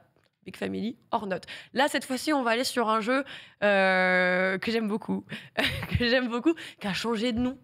Quoi? Il a changé de nom. Ah ouais, on connaissait tous Gravity Rush. Gravity Rush, ouais. Gravity Rush, c'est un jeu d'action. On pouvait y jouer à plusieurs. Ouais. Bien sûr. On pouvait y jouer à plusieurs. Eh bien, il ne s'appelle plus Gravity Rush, mais maintenant, il se nomme G-Switch 3. Et voilà, c'est l'ex Gravity Rush, oui, pourquoi j'ai mis Guy moi pareil, très bien noté, 4,4 étoiles sur 5. Une fois de plus, un Death Run multi jusqu'à 4 avec. C'est vraiment là, ça court tout seul, tu dois appuyer sur un seul bouton, c'est ça? Non, ouais. Hein? Oui, c'est ça. En fait, dès que tu appuies sur le bouton, tu vas changer. Tu changes de gravité, d'accord, ok. C'est pas un saut, tu changes de gravité, d'accord. C'est ça. Donc en fait, c'est vraiment une question, encore une fois. Ok, tu te fais ralentir par le décor, ok, je vois. Tout à fait. C'est pas mal du tout. J'adore ce jeu. Trop bien. Genre vraiment, je crois que c'est un des jeux mobiles que j'ai le plus cliqué dans les années 2010, 12, 13. En vrai, j'ai. Ouais, ça me donne envie. Je jouais constamment là, c'est à ça. Bonne chronique, ça me donne plein d'idées. Et du coup, autre petit plus avec ce titre-là, c'est que comme vous le voyez, on pouvait donc y jouer jusqu'à 4 comme ça en mode local. Le petit plus aussi, c'est qu'il y a une possibilité de jouer en ligne avec un mode tournoi. Et là, vous pouvez aller jusqu'à 6. Donc c'est trop bien. Chacun son outil, chacun son appareil, tu passes en ligne. Donc il faudrait que quand même dans la maison, en plus d'avoir une table, une cuisine et de la bouffe, le Wi-Fi. Et une fois que vous avez ça, vous avez donc la possibilité de faire presque une LAN party en cloud. Il est là le meilleur petit sport 2000. En cloud. Il est là. Ouais, moi j'aime trop, ouais. Ça passe trop bien. Et pareil, encore une fois, c'est des jeux accessibles, peu importe l'âge, tu vois. C'est un gamin peut y jouer, comme un adulte est capable aussi d'y jouer. Donc savoir appuyer sur un bouton, tu apprends, tu vois évoluer les mécaniques. En plus, tout le monde découvre les jeux généralement, donc à chaque fois, t'as les strates du 1 qui se mettent en place à table. Moi, j'ai ramené tous mes Beyblade de l'année dernière. Beyblade, ça marche aussi. Beyblade, ça marche beaucoup. Ouais, ça marche plus chiant. C'est que nous, on y joue aussi. Hein. Même dans ma chambre, dans la chambre de mes parents, j'ai encore mes arènes Beyblade. J'ai le coffret en mode valise, les grosses en plastique et tout. Bien sûr. J'ai vas-y, Beyblade, la famille. Pour ramener un Kies ou un jeu d'échecs, ça peut marcher. J'ai ramené ça, le daron, il y croyait pas. Il disait, arrête tes conneries, c'est bon. Le daron, tu sais, je lui dis, c'est une toupie, tire. Il fait, oh, tu me fais chier. Allez, et là, c'est fini. Et là, il y a mon petit frère qui arrive qui dit, ah ouais, Beyblade, il prend et tout. Mon frère, putain, tu me fais chier. Il tire comme ça, et tu sais, il fait ça. Évidemment. Et il regarde, et là t'as la daronne qui vient et ça fait du 2v2. Genre, pendant 2 heures. Et je ne mens pas. Et ouais, c'est comme ça que ça se passe souvent dans les familles. Et justement, je vous ai sorti un dernier jeu. Je suis obligée de vous le mettre. C'est un grand classique. Et je pense que c'est l'un des meilleurs. Ah ouais? Peut-être qu'il est compliqué à placer à table. Aïe. Tu peux le faire après le repas. Tu peux le tenter en pendant. Mais je pense que c'est le jeu à la fois qui peut rapprocher certaines personnes, comme mettre une distance et annihiler. On doit garder nos amis quand même pour ton jeu. C'est pas des amis, c'est amis. Enfin, quoique tu peux faire avec tes potes aussi. Ouais. Non, ce jeu il s'appelle Space Team. Space Team. C'est tester la synergie de votre famille / votre clan. Bien sûr, avant ça, je vais vous faire un petit... je vais vous expliquer et après je vous donnerai les modalités de jeu parce que ça peut être très dangereux. Donc là, on est sur un jeu de 2 à 8 joueurs. Encore une fois, chacun doit disposer de son propre appareil. Donc chacun son téléphone, sa tablette, pareil. C'est Android, iOS, tablette, peu importe lesquels. Il est disponible partout. Comme vous le voyez, autour de cette table, on a plusieurs individus et qui ont tous sous leurs yeux une sorte de tableau de bord avec des interrupteurs, avec des boutons, des curseurs, ce genre de choses. Et là, ce que vous n'entendez pas, c'est qu'ils reçoivent en fait tous des instructions. Okay, des instructions qui leur sont directement dédiées. On leur dit tu dois baisser la température parce que le vaisseau il va exploser, vous allez tous crever en fait. Donc toi tu es là, tu essayes de comprendre ce que tu dois faire. Sauf qu'en fait les instructions elles continuent d'arriver en boucle. Et parfois c'est pas à vous qu'on doit les remettre ces instructions là. Donc vraiment chacun a son propre panneau de contrôle, ses instructions et doit donc en primo gérer donc la communication avec les autres de son équipe en leur filant du coup leurs instructions à eux. Donc en fait, toi, tu entends ton instruction, tu es en train de la faire, il y a quelqu'un qui te dit « faut que tu fasses ça !» et en même temps, toi, tu es en train d'écouter que l'autre, il était censé faire ça. Vous avez compris, ça peut devenir un joyeux bordel autour de la table. Et c'est un très bon jeu. Tout de même, petit récapitulatif avec certaines des modalités de jeu. Tout, voilà. Encore une fois, coupez-vous les ongles, lavez-vous les mains, prévoyez vos chargeurs, vos batteries externes. Joyeuse fête, quoi. J'avoue. Allez, maintenant, on va aller sur le vrai danger. Et là, j'aurai vraiment des modalités avec des règles sur ce titre-là. Un peu particulier, j'ai mis à la fin, c'est le must sur tablette. Parce que je trouve que ces jeux-là sont mieux sur tablette. Le seul truc qui est relou avec ça, c'est que vraiment, j'en ai chié avec cette chronique. Parce que tu sais, t'es obligé de regarder. Des fois, il y en a un, il est sur Apple, mais il est pas sur Android. Et puis, nanana. Puis là, il est gratuit. Puis là, il est payant. Donc, tu sais, tu dis, ouais, au final, c'est pas très intéressant. Les gens sur tablette Android. J'ai essayé de jauger. Il y en a un qui, initialement, était gratuit partout. Il ne l'est plus. Je ne l'ai pas trouvé sur Android. En plus, le problème, c'est que moi, j'ai pas d'Android, donc j'ai dû squatter des gens, leur demander de faire des recherches pour moi, donc un peu relou. Je l'ai pas trouvé, mais c'est Bamfou. Bamfou, qui est donc un jeu free-to-play, un jeu de combat de main 2.0 à base de couleurs.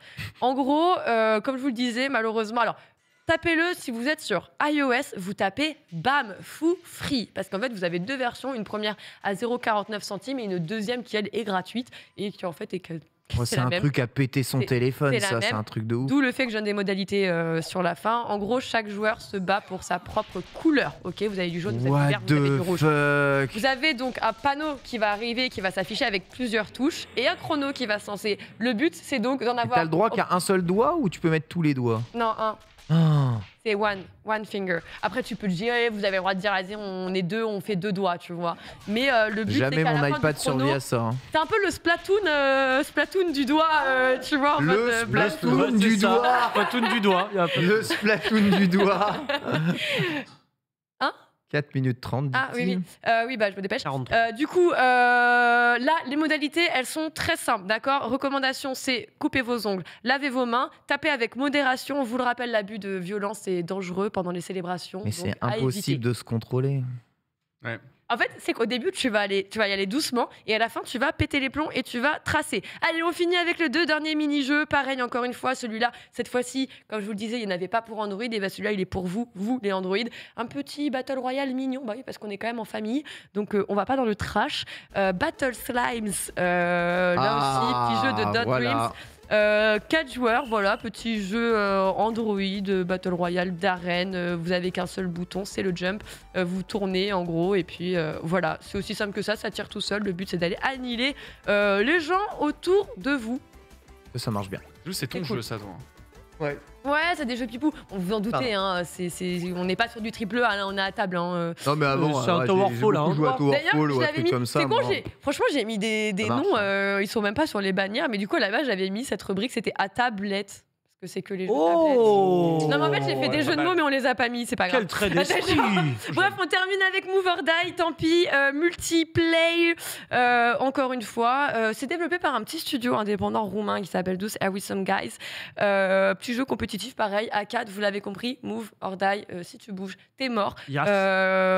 Franchement, c'est vraiment cool parce que t'as pareil pas mal de. Donc, c'est des petits personnages colorés et t'as plusieurs types de jeux. T'as le Falling Blocks, donc tu sais, ça va être pareil. Remplissage de couleurs, tu vas avoir du Rocket Run, du Color Craze, pas mal de choses.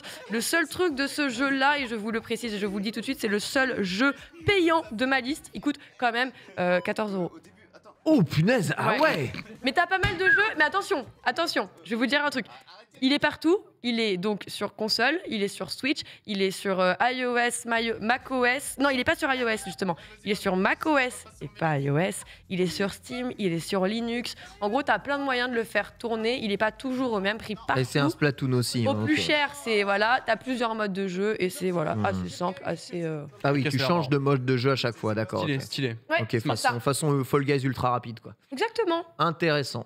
Très intéressant, merci. C'est en gros si vous avez trop d'argent dans votre enveloppe et que vous comptiez en réinvestir une partie dans la soirée. Ouais, on investit jeu de soirée là. Alors, petit conseil rapide, la TPK. Le blind test. Blind test, ça fonctionne bien, ça se prépare en amont, cela dit, ici. Je suis un mec chiant. Non, ça se mec trouve, chiant. Rester à table, assis en silence et manger, putain. T'as bien raison. C'est un adulte.